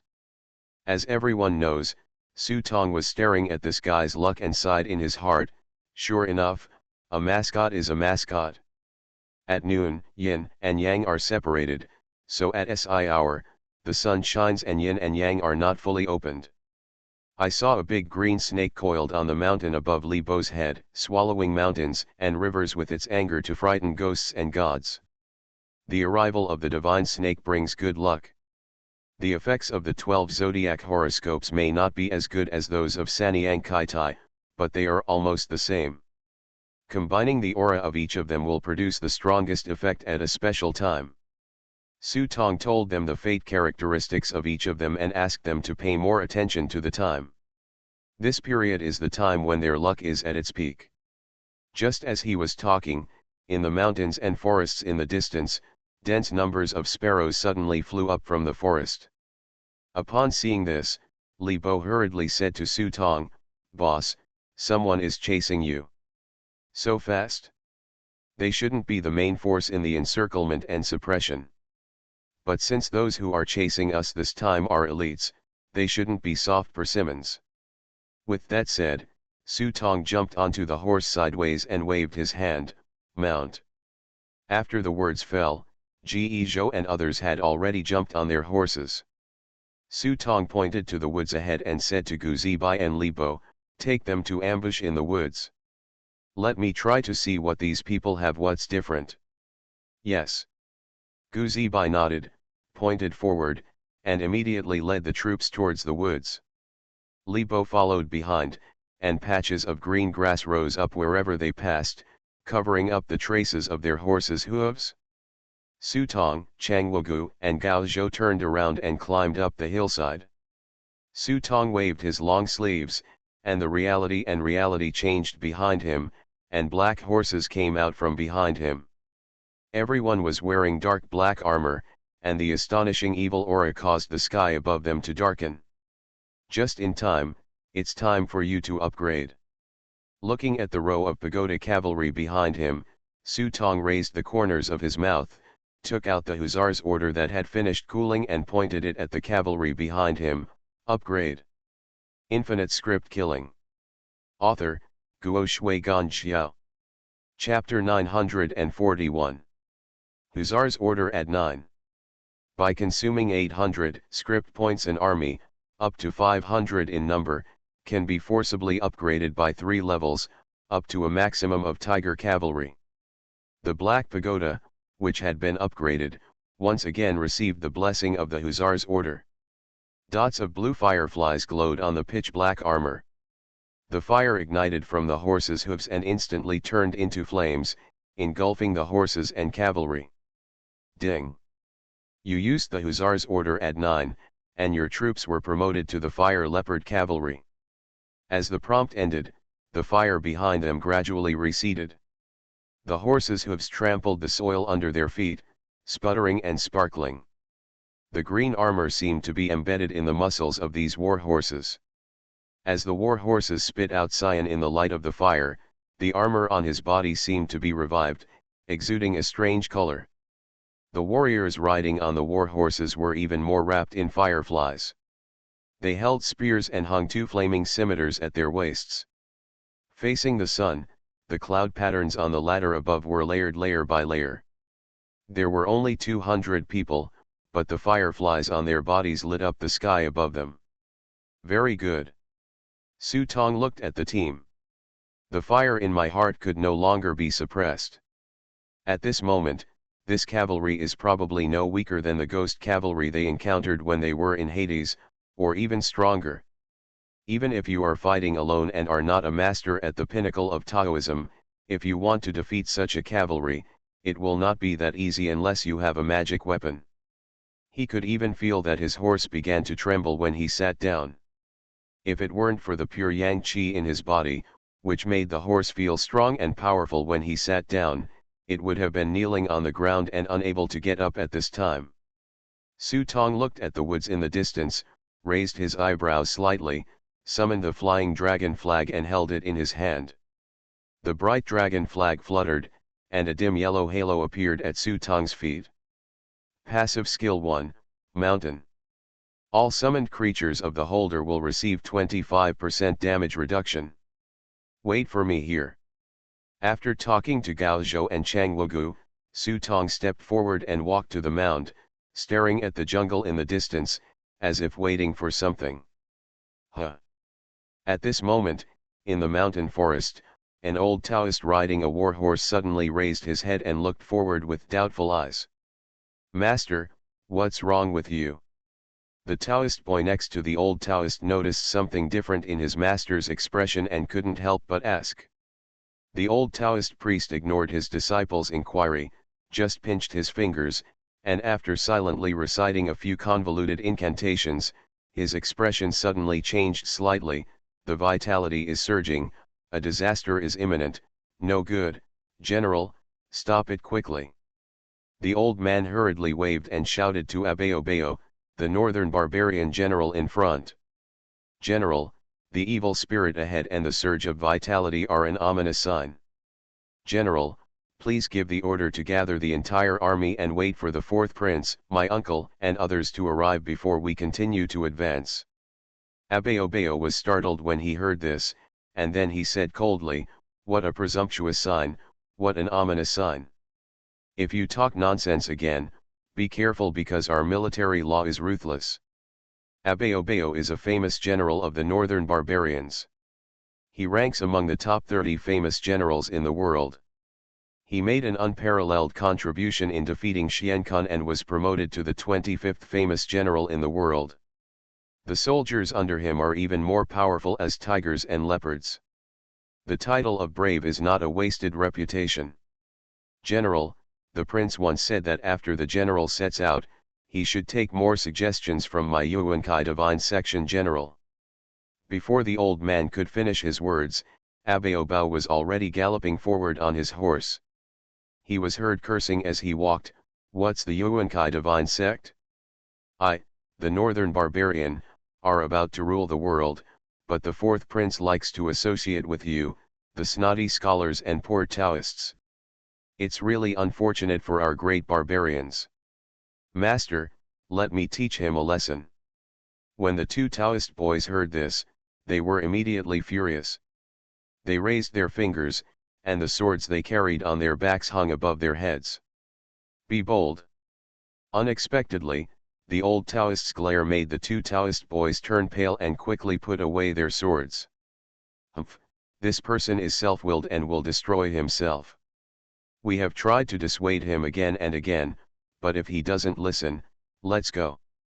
As the old Taoist said that, he turned around and walked to the other side with the two Taoist boys.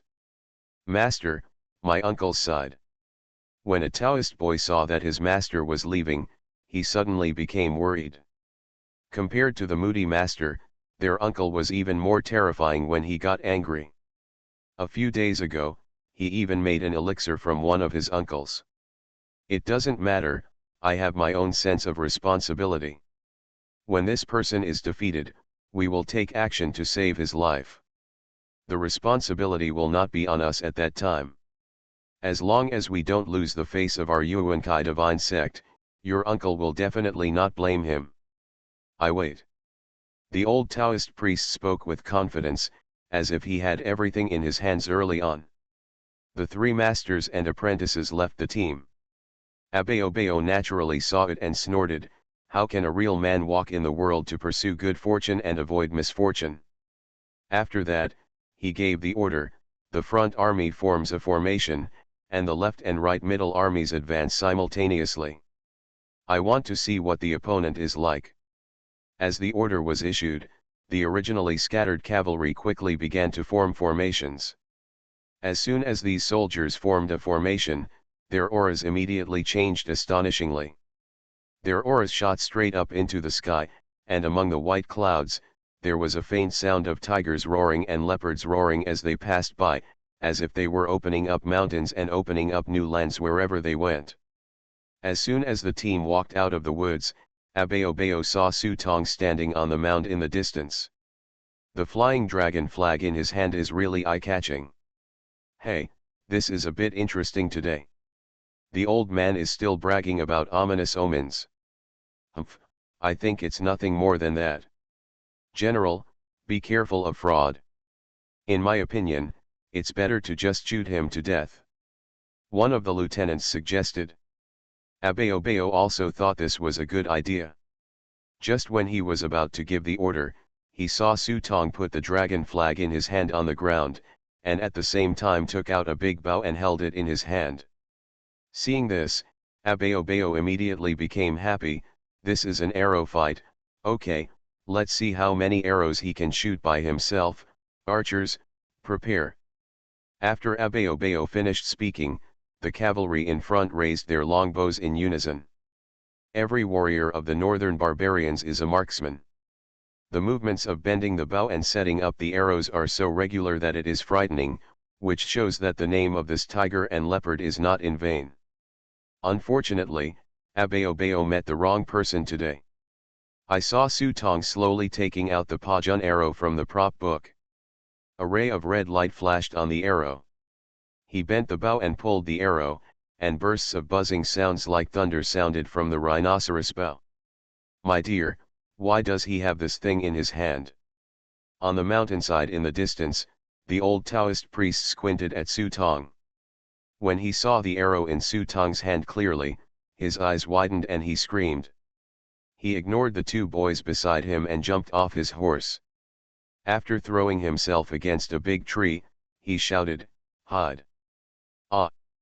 The two boys looked at their master hiding in the bushes in such a mess, with questions on their faces. There was only one person on the other side, why was he hiding? At the same time, Abeobeo waved his palm fiercely, fire the arrow. Boom!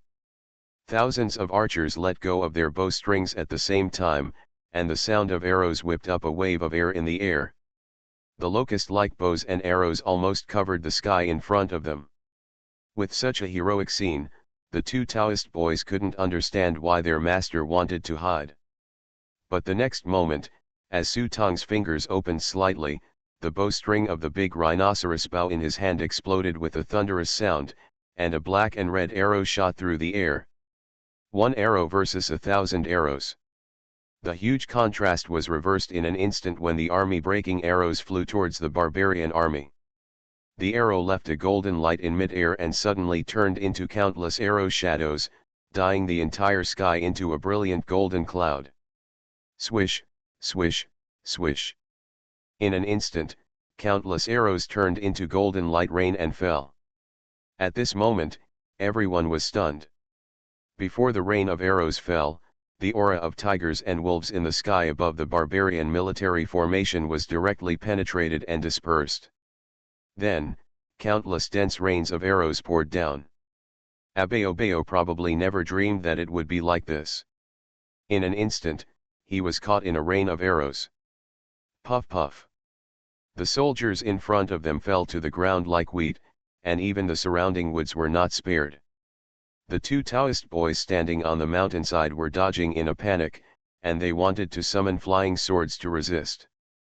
As a result, just as the flying sword took off, it was smashed into pieces by the rain of arrows falling head-on. Fortunately, at this time, the old Taoist priest hiding behind the big tree took action in time, spit out a puff of green smoke, rolled up the two of them, and dragged them into a deep pit on the side. This prevented the two of them from being shot into a hornet's nest on the spot. Just when a wave of arrows fell, Abeobeo crawled out from the pile of corpses and looked at the bloodied and defeated soldiers in front of him. His eyes were filled with bloodshot eyes for a moment. Before he was ready to regroup the remaining troops, a sound of galloping in the distance was already close at hand. "Master, what is that?" Halfway up the mountain, the three masters and apprentices stared wide-eyed at the fireflies emerging from behind the mound. For a moment, they felt cold all over from head to toe. "The founder of Yuankai comes again. Whose family is this expert? Didn't we agree that in this great war, only our Yuankai sect and Chinayan sect will be the only ones?" The old Taoist priest's eyelids jumped wildly and his heart was strong. Of shock. These are not humans at all, they are Dao soldiers. How can mortal flesh and blood be our opponents? They are simply vulnerable. The so-called Tao soldiers are the magic weapons trained by various sects to detain the elves and ghosts of heaven and earth. Their Yuankai divine sect also has such Tao soldiers. When combined with Suanmen formations, they often have the power to change the world and are not invincible to mortals. When the old man said these words, he felt relieved immediately. No wonder during this period, a group of soldiers actually cut off the food road in the rear of the northern barbarians, burned their food 3 times, and killed so many people. It's just that this Taoist soldier is so strange and has never been heard of in the world. Could it be a Taoist soldier secretly trained by Su Lai? Just when the old man was suspicious, the northern barbarian warriors who had been killed by a wave of arrows had begun to regroup, but the burning firefly had already rushed in front of them. The northern barbarians wore horses and leather armors, whether in terms of strength, size, momentum, or collision force, were simply not on the same level as the fire leopard cavalry. It was like the difference between an ordinary horse and a big dog. I saw the scimitar burning with fireflies, and the cloud pattern was as clear as rippling blue waves. When I slashed down with the sword, there were almost no enemies in one group. Because of this, the Firefly Leopard Cavalry, which only had 200 people, formed a group, like a spark that set the prairie fire on fire. Not to be taken seriously. Human heads rolled around on the ground, and were trampled by horses' hooves, crushing them to pieces. They were a blur of red and white, spread on the grass, stained with a layer of sauce. "Master, this is too scary, how can we survive?" The two Taoist boys were so frightened by the bloody scene that their faces turned pale, and they were secretly glad that they were not among the northern barbarian army below, otherwise they might not be able to escape death at this time. The old Taoist priest pinched his beard when he heard this. "Don't be afraid. Although this human Taoist soldier is strong, our Yuankai divine sect also has 3,000 Taoist soldiers, and even the most precious Yuankai chariot. Your master's uncle is a land god, 4th in the world, even in the sky. Qianquazu is here to come in person, and our ancestor can protect us and escape safely. Then when will my uncle come?" This. The old Taoist priest looked a little embarrassed when he heard this. The original plan was to encircle and suppress the whole army, but the 4th prince and his uncle seemed to have received some news, and took a vitality chariot and left quickly with a large number of main forces.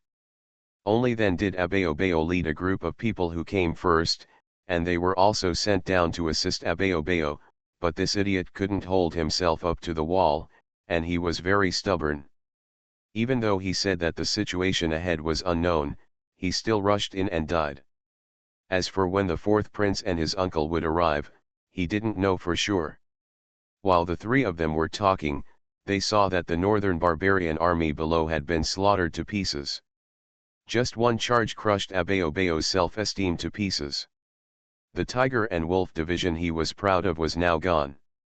Hate, Abeobeo pushed away the bodyguard beside him, picked up a huge axe, and rushed towards the fire leopard cavalry in front of him. He was so wrong that even if he returned alive, he would not be able to face the fourth prince. Thinking of this, Abeobeo was already determined to die. He suddenly jumped up and ran like a leopard. In an instant, he passed 50 steps away and met the heavily armored fire leopard cavalry with the big axe in his hand. The tomahawk, which weighed several hundred kilograms, collided violently. A firefly leopard rider was forcefully knocked back several meters by the axe. Firefly splashed in all directions, and the warhorse under his crotch neighed, and he almost sat on the ground. After all, he is a famous general in the world, and Abeobeo's strength is extraordinary. But he was defeated after all, and Abeobeo felt extremely regretful. He thought he was just an ordinary soldier, but he didn't expect that his kick was really kicked on a red-hot iron plate. Now he just wants to those who died in battle will be celebrated with their full names. It's interesting, let me do it. In the distance, Chang Liuzhu and Gao Zhou stood beside Su Tong. Seeing Abeobeo, this crazy bull, Chang Liuzhu could no longer bear the murderous intention in his heart. He licked the corners of his lips with his scarlet tongue, planning to personally go ahead and give this mad cow a ride. Don't worry. Su Tong waved his hand, signaling Chang Wuhan not to do anything, and glanced at Abeobeo. This man's popularity has been exhausted, there is no need to work hard for him, just recharge your batteries. Where will this go? Since the space has repeatedly warned itself, it means that the intensity of the encirclement and suppression this time will definitely not be low. After all, his actions have affected the development of the plot. Even if it is to force himself to correct the plot, it will definitely not be such a trivial matter. And this time I took action in a big way to take the pressure off, so that Li Bo and the others could divide their forces into two groups and successfully complete the main mission. The greatest value of the team, isn't it? Da-da-da-da. In the distant mountains and forests, a group of fire leopard riders quickly gathered. The blue firelight on their bodies was beating, but it did not bring any warmth to the surroundings. Instead, it covered the surrounding forest leaves with a thin layer of frost. Come on, you bunch of inhuman things, come on. Abeobeo held the tomahawk tightly and stared at the figure in front of him. The blood dyed the tomahawk red along the tiger's mouth, like a trapped animal roaring angrily. Seeing this, the firefly cavalry slowly pulled the reins. The next moment, more than 100 cavalrymen sprinted at the same time. The dark blue fireflies swelled and swooped down like a tsunami rolling up on the sea. A huge sense of oppression came, like a huge mountain, hitting Abeobeo's body. His body could not bear it immediately, and his legs fell to his knees in the bloody mud. No, this guy can't die. Seeing that Abeobeo was bound to die, the old Taoist who was hiding on the mountainside finally took action. His figure disappeared in a flash, and instead, a black-faced god and demon descended on the battlefield out of thin air. Then he roared violently and black clouds appeared in the sky. Rolling, the whole world was instantly swallowed up by darkness, and a palm silently grabbed Abeobeo. Faced with the sudden change, Su Tong frowned, opened his eyes, and two golden lights in his pupils penetrated the black clouds. He only heard a sneer from him, "What evil ways are there, break them for me." After the words fell, Su Tong had already raised the Chunyang sword. He raised his hand and slashed it down into the darkness. The sword edge was swung, and the fate behind Su Tong seemed to be inspired, and he let out a breakthrough sound. The roar of tigers in the sky.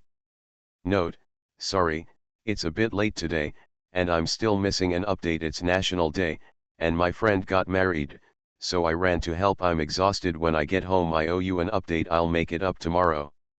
Infinite Script Killing. Author, Guo Shui Gan Xiao. Chapter 942. A ray of white light split open the chaos and slashed straight ahead. Snored. The black-faced demon's eyes widened with anger, and he grabbed the sword light with his other huge palm. As a result, there was a stinging pain in his palm, and a hole was pierced through the palm by the sword light. At this time, the black-faced demon let out a painful wail. The figure disappeared immediately. Ah!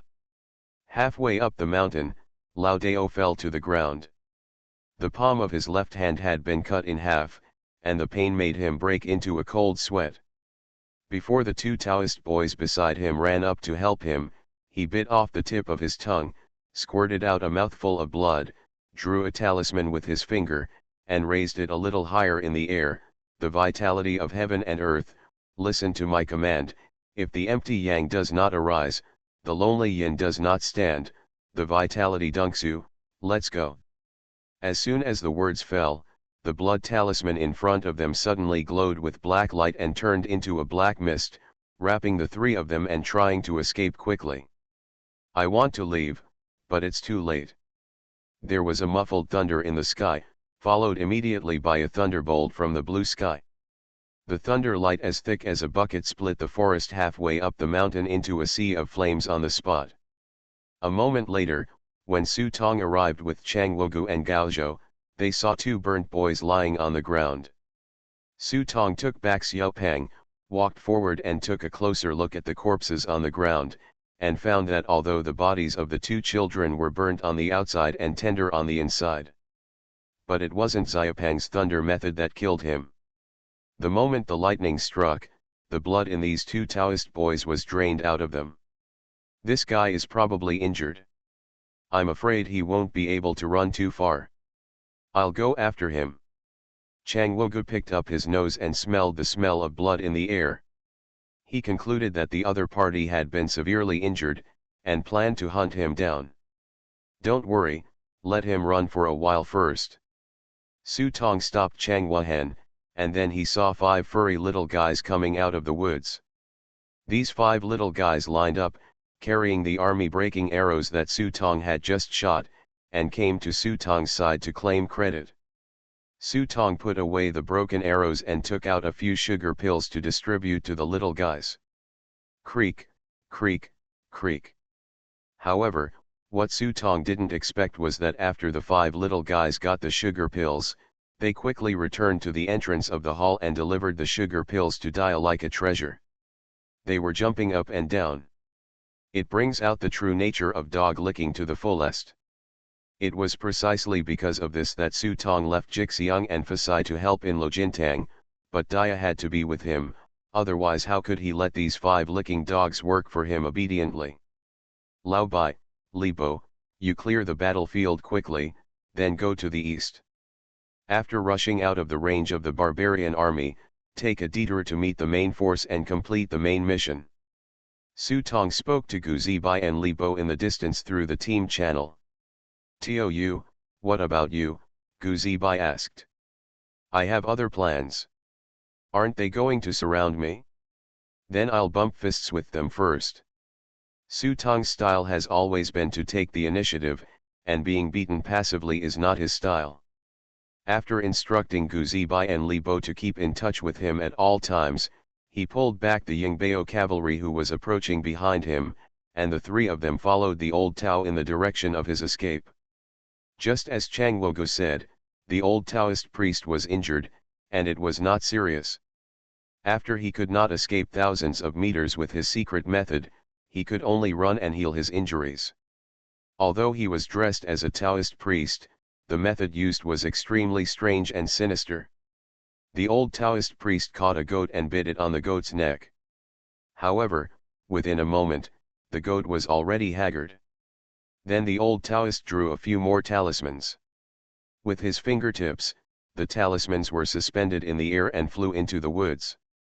Wisps of life essence flew away from the woods like spiritual snakes. The old Taoist opened his mouth and swallowed them. At the entrance, in an instant, the surrounding vegetation has turned into withered forest and fallen leaves? What bad luck! Only after the injury stabilized, the old Taoist priest stood up and cursed in his heart. The strength of the other party is unfathomable. He is definitely not an ordinary person. But who is this person? He has cultivated such pure yang qi. Is he the Nine Yang true lord of the desert? No, the Nine Yang true lord is not good at swordsmanship. Not even good at thunder. Could he be a senior from Ge Zhao sect? The old Taoist priest thought about it carefully and felt that it was possible. The most precious treasure of the Ge Zhao sect falling divine bell is known as the pure yang spiritual treasure. In addition to the Shen Xiao sect, their thunder method is also one of the best. The most important thing is that this person holds a magic arrow in his hand. The old Taoist priest had seen this in ancient books many years ago. 160 years ago, when two sects were fighting, the Gazao sect and the Lingian sect agreed to produce 3 arrows each. People, one battle determines the outcome. As a result, the Lingian sect's gang of bald donkeys were dishonest and secretly formed a formation of 800 warriors to besiege the Gazao sect. Zhou Xian, the leader of the Gazao sect, ordered the ghosts and gods to clear the way. According to the book, the ghosts and gods stood on the top of the mountain, summoned a golden rain with 1 arrow, and destroyed the Lingian sect's Vajra demon subduing array. The Lingian sect's abbot was pierced by thousands of arrows and was wiped out. This matter was originally a rumor in the world, and the records in the book cannot be true, but the Lingian sect did not recover at that time. Now it is said that there are only bricks and tiles left in the temple, and there is not even a single monk. After this battle, the Ge Zhao sect became one of the 3 talisman sections. However, its vitality was severely damaged and the mountain was closed for 100 years. From then on, it no longer easily set foot in the world. If this person is really from the Pavilion Zhao sect, things will be very difficult. However, the old Taoist priest didn't have time to think about it carefully, for fear that the other party would chase him. It's not advisable to stay here for a long time. It's better to quickly meet up with the 4th prince and master uncle. Thinking of the old Taoist priest stamping his feet and making secrets, he summoned a white dove. After the white dove flickered its wings a few times, it flew towards the southwest. The old Taoist did not dare to hesitate and followed the direction of the white dove. As soon as the old Taoist priest left, Su Tong and 3 others followed him. To be fair, the old Taoist priest was not bad, but Su Tong was a land god, so he naturally couldn't sense it. Chang Wuji's whole body was tightly concealed, which was the basic operation of an assassin. As for Gao Zhou, this guy is not a living person and has no popularity at all, but he is not a dead person and does not smell like a zombie.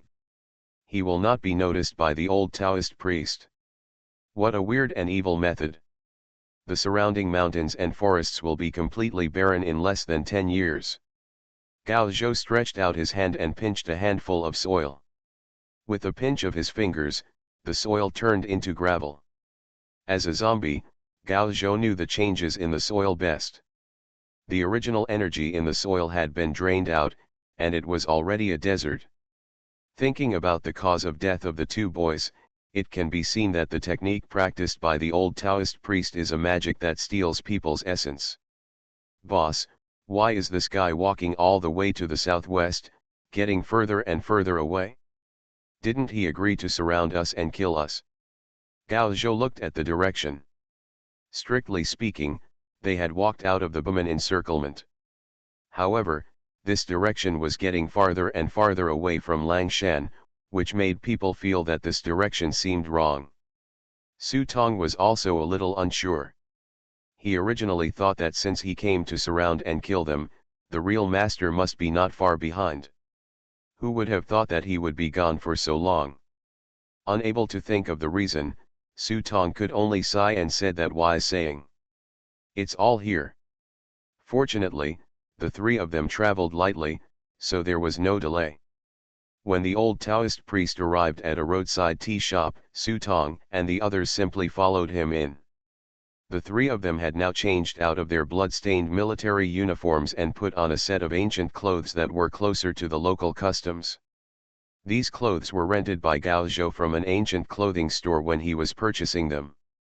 After putting on clothes, combing his hair, and transforming into someone like three young men, the old Taoist priest couldn't recognize him. After all, the way Su Tong wore a helmet and disheveled hair on the battlefield was completely different from his appearance at the moment. Gao Zhou and Chang Wugu, two old Taoist priests, have never been seen before. The three of them sat at the table and asked the waiter for a pot of tea. At this time, the old Taoist priest glanced at Su Tong and the others, and suddenly became alert. It was not that he recognized Su Tong, but he felt very uneasy when facing the three of them. The so-called enlightenment means heavenly beings. When one has reached this stage of cultivation, there is a sense of heavenly beings in one's heart that can seek good fortune and avoid misfortune. The old Taoist priest immediately wanted to leave, but as soon as he stood up, the rapid sound of horse hooves outside made the old Taoist startled, and he sat down again with his butt raised. I saw a line of black war horses, covered with dust, parked in front of the tea house. A group of men and women walked into the tea house. Waiter. I saw one of the young men casually throwing a broken piece of silver to the waiter. Make some good tea for us, don't fool us with any high broken pieces. It wasn't a lot of money, but it made the man nod his head happily. After the group of men and women sat down, someone complained impatiently, Master and Mistress are walking too fast. We can't catch up even if we hurry up and slow down. Junior sister. As soon as the woman finished complaining, she was scolded by the man next to her. She glanced around the tea house. After seeing Lao Dao and Su Tong, she dipped her fingers into the water stains on the table and put them on the table casually. Wrote the word quiet. Seeing the senior brother speak, all the junior brothers and sisters did not dare to say another word. Su Tong used the life icon to look around the group and found that the strength of the group was also uneven. The senior brother with the highest cultivation level was only in the middle stage of Taoism and had given birth to 2 Tao fruits. And the only one with less strength is the Grand Master. They are also heading southwest. Could something happen in the southwest? Su Tong thought for a moment, and suddenly understood, could it be? In the original script, after the players broke out in the last round, they met a group of people who seemed to be defectors from Longhu Mountain. After they rescued each other, they obtained a treasure. It was this treasure that attracted the attention of the world. The various factions on the road pursued and killed them, making them extremely embarrassed along the way. If we had followed the original plotline of the previous round, our group should have encountered the traitors in Longhushan long ago. Su Tong originally thought that he had changed the direction of the plot, but he didn't expect that he would still encounter it. This inevitably made Su Tong feel like he was being arranged. It was as if there was a force pushing him towards the route of the previous round of players. Are you still playing chess with me? There was a cold look in Su Tong's eyes, knowing that the so-called treasure was just a hook, and in the end it killed many people. Just as Su Tong was thinking about whether he should take a trip into this muddy water next, the group of people at the next table had already started on their way again. As soon as they left, the old Taoist priest also stood up and followed. Gao Zhou and Chang Wuju looked at Su Tong and said in the team channel, "Boss, that old guy is chasing after me, maybe he wants to kill these people." Hearing Gao Zhou's words, Su Tong suddenly felt inspired and slapped the table, "Let's go." Ah! Seeing Su Tong's sudden mood, the two of them looked at him with question marks on their faces. "Where are you going?"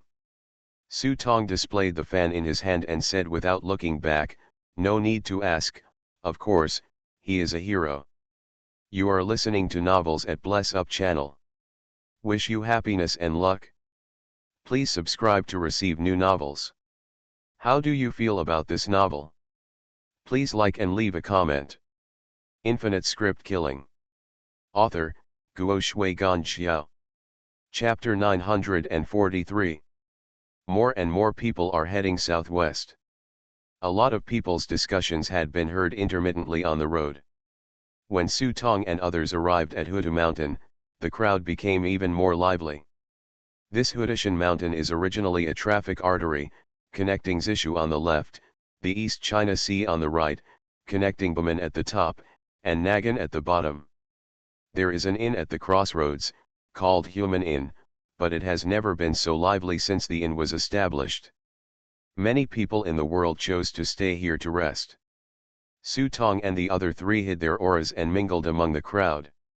When they listened carefully, they found that they really had everything they wanted to say. It is roughly the same as the content in the script, except that a traitor escaped from Longhu Mountain and holds the treasure of Longhu Mountain. It's true. De Eugenren of Longhu Mountain chased him in person yesterday. I heard that people from the Yuankai sect were also there. The Yuankai divine sect is here?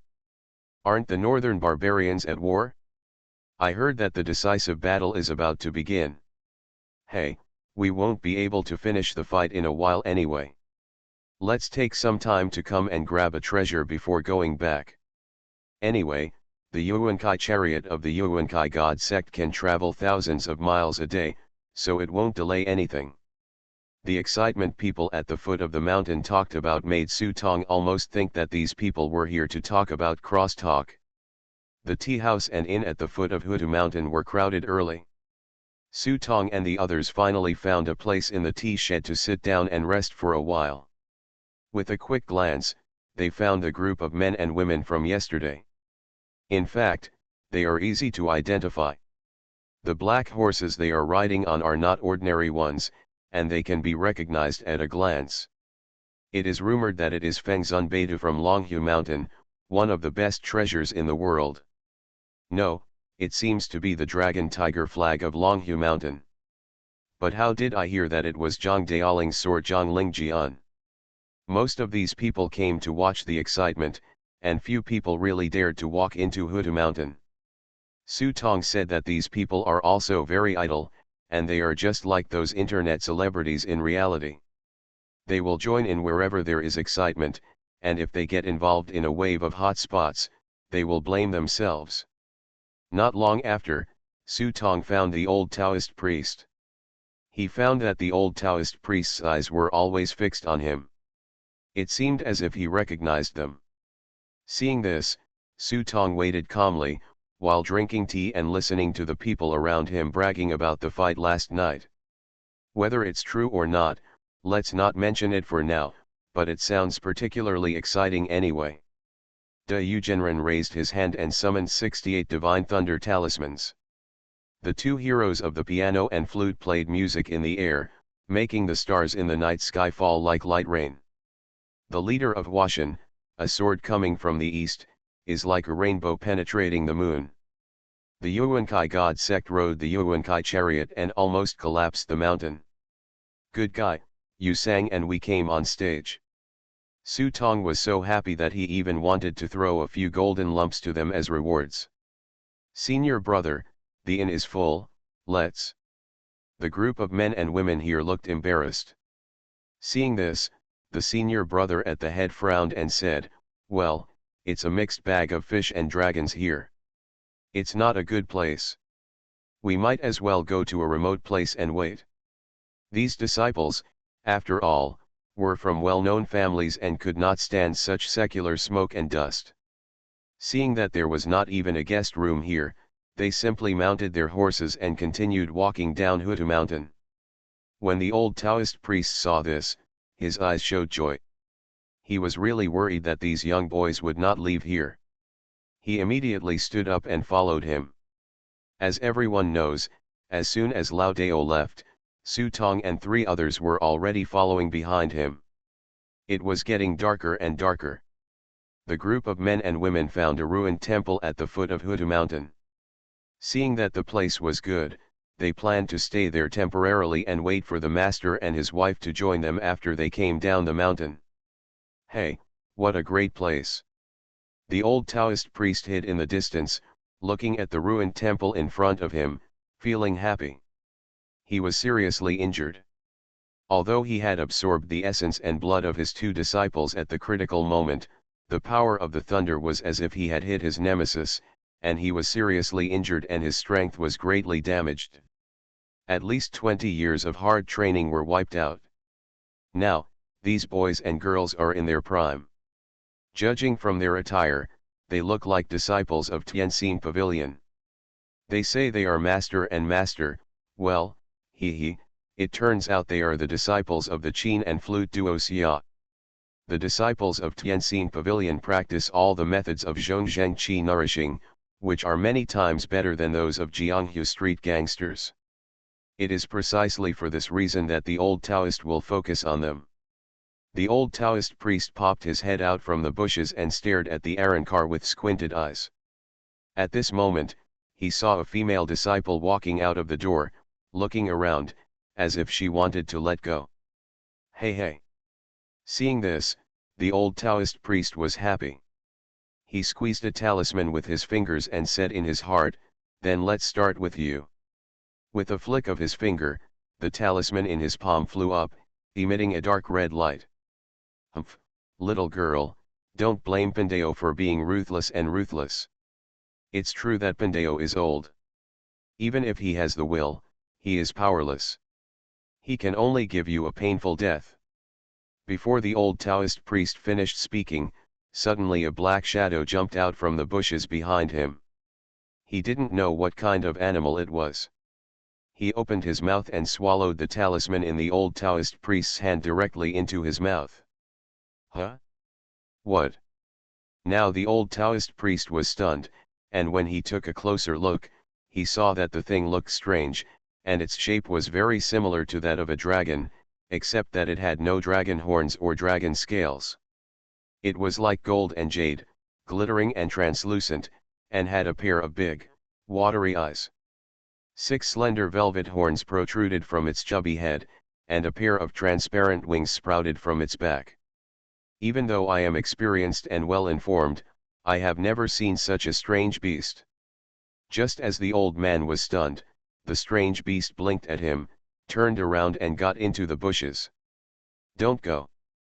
The old Taoist didn't know what that thing was, but he thought it was extraordinary. It could even eat his own vitality talisman. Maybe it was a strange beast from heaven and earth. He didn't care about the girl at this time and turned around to catch up. This strange beast flew slowly and leisurely, showing no fear when faced with the Taoist being followed. From time to time, it would stop on the treetops and stick out its tongue towards the Taoist. It's really a strange beast in the world, little thing, come quickly, come to Master Dao. The old Taoist saw the young man landed on the branch of a tree, and immediately took out the meat pie from his pocket to induce the young man to come down. It's a pity that this little guy looked disdainful when he saw this, and jumped to the bushes nearby. Where to run? A cold light appeared in the old Taoist's eyes, and the figure suddenly accelerated towards the shadows. As soon as he stretched out his hand, an evil light appeared in his palm. He was about to catch this little guy in his hand, but unexpectedly, the moment he stretched out his hand, an evil wind suddenly appeared in the shadow.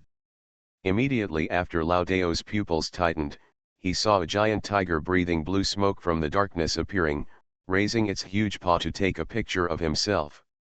Tiger! Before the old man could regain his senses, there was a buzzing sound in his head, as if someone had hit him from behind. He instantly lost consciousness and fell to the ground with a plop. Is this the end? The soil cracked and Gao Zhou crawled out of the soil. Chang Wuji's figure appeared on the tree trunk beside him. The two looked at the unconscious old Taoist on the ground and couldn't help but look bored. I thought this veteran was very powerful, but I didn't want to get it done all at once. He himself was injured, and his luck, strength, and vitality are not as good as mine. It's normal that he can't stand my worship. I saw Su Tong walking out of the shadows, and Yun Xiang was lying on his shoulder. His big, pure eyes, like gems, were staring curiously at the old man on the ground. Su Tong walked up to the old man, reached out and groped around on him, and found a gourd, a scripture, and some talismans. After picking up the scripture and flipping through it, I saw the so-called cultivation method of Yuan Qi Shen cult. Although this Yuankai sect looks like an orthodox Taoist priest, in fact the methods it practices are evil and overbearing, and it is clearly a cult. According to the notes in the book, all things are transformed by the spirit of vitality. Although they have different shapes, they have the same origin. The book also changes the story of Pangu's founding of the world to the god of vitality. According to the teachings, disciples of the Yuankai god sect must accept the Yuankai talisman planted on their bodies by their masters, so that they can absorb the spirits of all things for their own use. However, after planting this vitality magic talisman, life and death will depend on the master's thoughts from now on. If the master is slightly unhappy, the magic talisman will be taken away in an instant. The essence comes. This was the real cause of death of the two Taoist boys. After reading it, Su Tong threw it into the prop book. At first glance, it looks like a good prop card, with 2 skills, Vital Energy Talisman and Rule Seed Secret Technique. Boss, this gourd is a good thing. It's a high-end item card. This old boy is really rich. Gao Zhou handed the gourd to Su Tonglei. Vitality Treasure Gourd. Active Skill 1, Vitality Divine Light / Spend 300 script points to launch 3 divine lights to kill the target. Each divine light is accompanied by different attributes of vitality damage. Cooling time, 20 seconds. Active Skill 2, Tianyuan Divine Gourd, 600/3000. It consumes 2000 script points. After activation, it can swallow all the vitality of vegetation and livestock within 1 kilometer. The more vitality it swallows, the stronger the power of divine light / The upper limit shall not exceed 3000. Cooling time, 30 hours. Active Skill 3, Divine Gourd Cannon.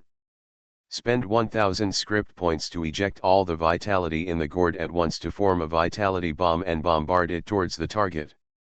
The more vitality there is, the more powerful the vitality bomb is. Cooling time, 12 days. It has 3 active skills, and its power is not bad. It can barely be regarded as a high-level prop card. Su Tong threw the gourd into the prop book, then put away all the unactivated talismans, signaling Gao Zhou and Chang Wuxiu to take action. He stretched out his palm and patted Yun Xiang's little head. The little guy opened his mouth and spit out a stream of red mist. As the mist rose, a talisman appeared in the red mist. Seeing this, Su Tong reached out and grabbed the talisman, and his mind moved. Everything is happening day and night. Little bits of red light fell on Su Tong's body. The bright and masculine pure yang energy in his body suddenly transformed under Su Tong's thought, like a tyrant coming to earth. The fierce murderous aura was so unrestrained. Both Gao Zhou and Gao Zhou felt great pressure. Head.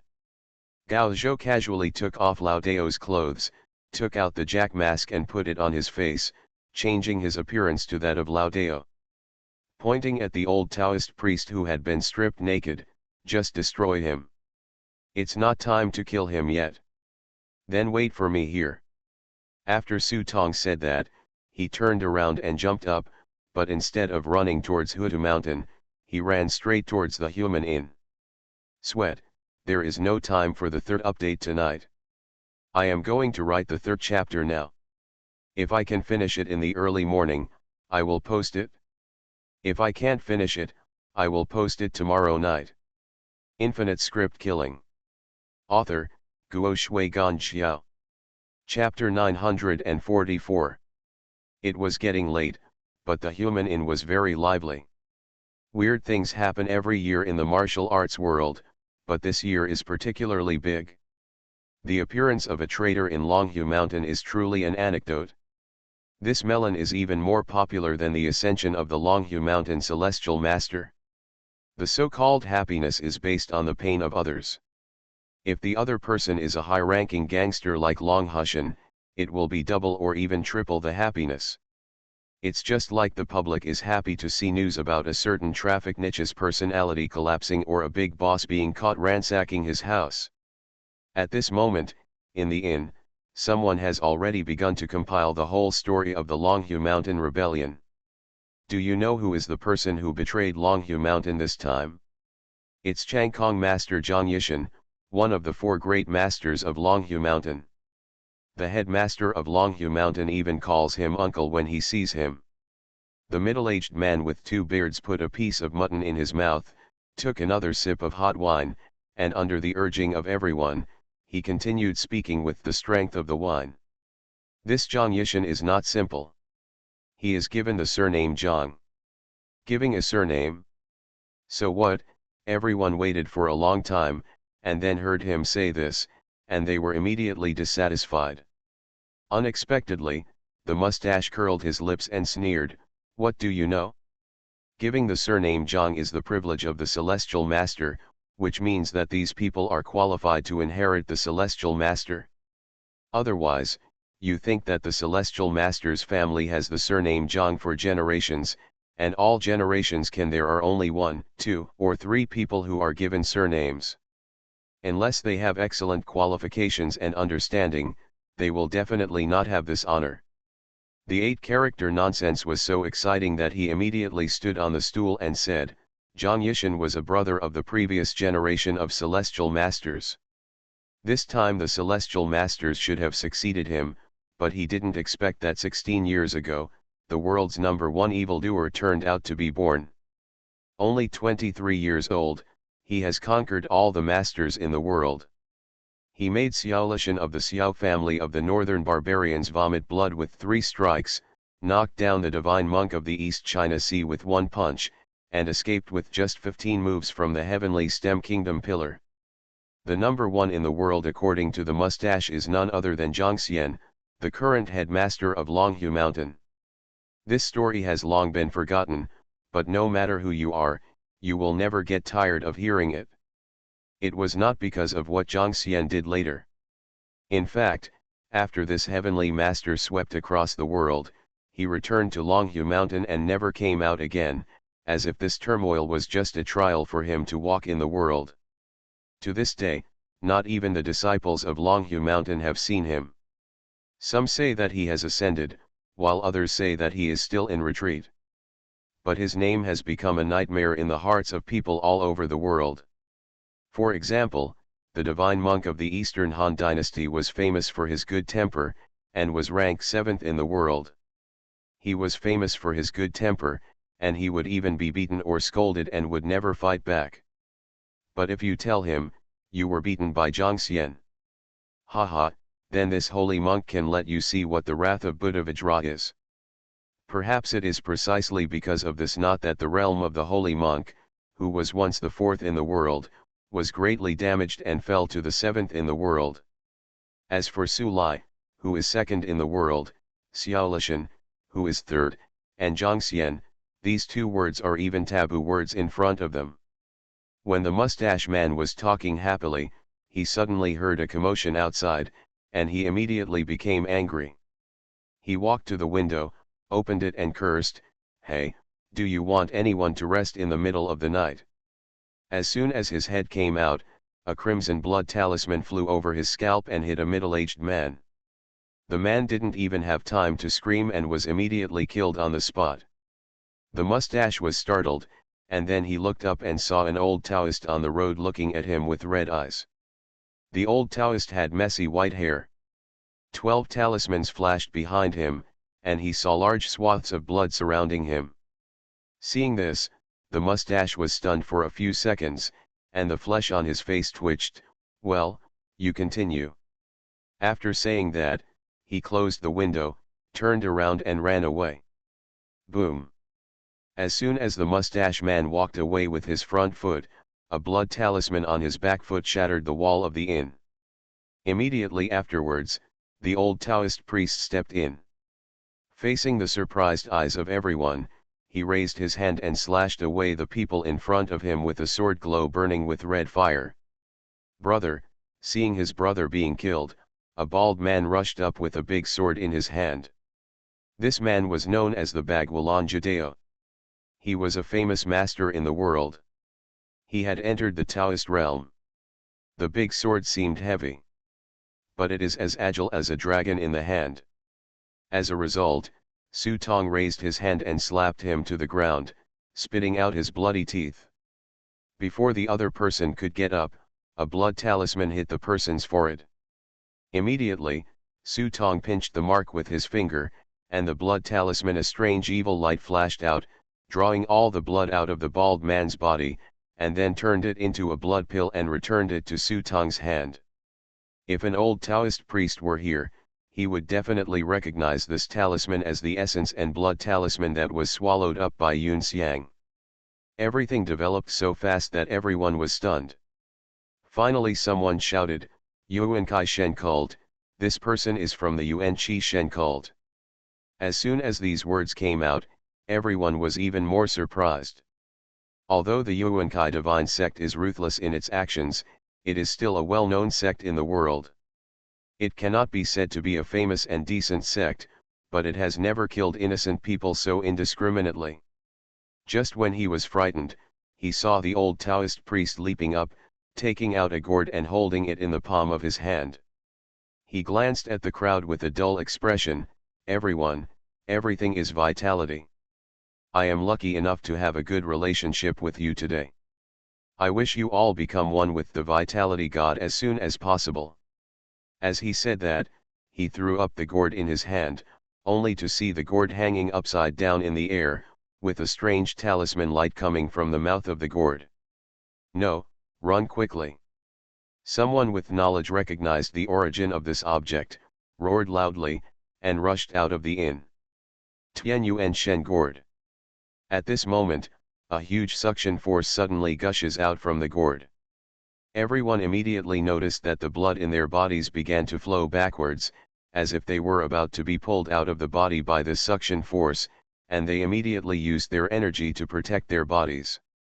"Stop, we are Huashan disciples, you." Seeing that he was defeated, someone hurriedly reported his name. However, the old Taoist priest in front of him just sneered when he heard this. Then he raised his hand, and a sword light of vitality emitted from his fingertips, knocking the person to the ground and grabbing the gourd with one hand. He jumped down, blood splattered 7 feet wherever he passed. After waiting for less than a stick of incense, the old Taoist walked out of the inn, jumped up, and ran straight to Hutu Mountain behind. After the old Taoist priest left, the foot of Human Mountain was already a mess. Some survivors quietly popped up and looked at the broken door of the inn. When they took a look, their faces turned pale with fear. The inn was already like a Shura slaughterhouse. The corpses of both men and women were like mummies. Their withered palms made zigzag scratches on the ground. You can imagine the pain they experienced when their essence was taken away. Boom! Suddenly there was a soft sound, which scared everyone. When they looked closely, they saw that there was still a living person under the corner. They're from the Jing Ai gang. When everyone saw this, they hurriedly pulled the person out. Suddenly a fishy smell hit them. They saw that this person was the mustache that they had just told everyone about. At this moment, he was in a daze. He was so frightened that he became incontinent. Everyone saw this. Put a basin of cold water on it. Wow! A basin of cold water was poured on his head, and his mustache body trembled. He suddenly recovered and screamed, "Yuan Kai God cult, Yuan Kai God cult is crazy, they are crazy, run quickly, they are crazy, crazy." Everyone looked at each other and saw the mustache stumbling out. It was obvious that this guy had been so stimulated that he was delirious and had gone crazy. Quickly, send a letter to the master. If we don't avenge this, we will never be human. Although most of the people who come here are just to join in the fun, there are some like the Huashan sect who bring some of their young disciples to learn more. Unexpectedly, when they first entered the world, people from the Yuan Kai God sect actually dared to take advantage of the elders of their section. Entering the mountain means sending masters to massacre their disciples. This matter cannot be let go no matter what. Soon, the survivors took out communication tools and used thaumaturgy to communicate with their masters. There were even some who rushed directly to Hutu Mountain, intending to inform the elders of the various master sects. And the initiator of all this has already escaped into Hutu Mountain, hiding his aura and hibernating himself. The scope of Hutu Mountain is not large, and the landform is more like Gillen standing tall on the ground. There are 3 subsidiary peaks that form the lower jaw. The main peak is not high, but it is tall and majestic. The 4 peaks stand opposite each other. From a distance, it looks like a huge tiger's head pokes out from the earth and roars to the sky, so it is called Hutishan. In the middle of the mountain peak is a huge depression with lush foliage, large trees, and deep trees. It is impossible for 10 adults to hug the ancient trees in the sky. Su Tong hid on the mountainside of a secondary peak, scanning the deep forest in front of him. Although I couldn't see the details, the chi movement in front was chaotic, which gave people a sense of space dislocation and tearing from time to time. It was feared that the masters of that group were fighting fiercely among them. When he looked at Kimen with his life eye, he frowned deeply. I saw the luck in the sky taking shape, and the luck of more than 10 people formed a knife, surrounding a white ape and attacking fiercely.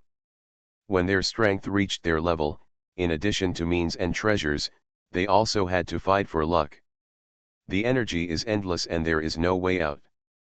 This white ape has been a good omen since ancient times. It has the appearance of adding fuel to the flames and the ability to turn danger into safety. However, it also often has the intention of giving it before death. It is often only those who are rich in treasures and have superior strength have such luck. There is an ancient poem about a white ape hiding a treasure and a strange sutra in its belly. He was taught talismans by Huang Shilao, learned swords from white ape Wang, and so on. The most typical one is the case in the novel where Zhang Wuji fell off a cliff and dug out the 9 yang magic from the belly of a white ape. However, it is not easy to kill this white ape luck. For those with this kind of luck, the more seriously injured they are, the stronger the white ape's luck will be. This is how he can single-handedly fight against many masters in the world without losing. It's just that although the white ape has good luck, but there are more than 10 people in front of him who are besieging him, their luck is not as good as the white ape's. However, they form a huge guillotine and cut it with one knife. As long as the white ape is slightly unlucky, if you are careful, most of your luck will be cut off out of thin air. It can be seen from this that the person who was besieged was probably at the end of his strength. At this time, Su Tong noticed that a group of people were rushing into the hinterland of Hutu Mountain. He took a closer look and saw that they were the survivors he had deliberately let go at the human intersection. Seeing this, Su Tong raised his eyebrows slightly and said to himself, "Sure enough, as I thought, this white ape's energy is far from reaching the end of the road. Hee, there will be a good show next. There are 2 more shifts in the evening, so I'm going to eat first."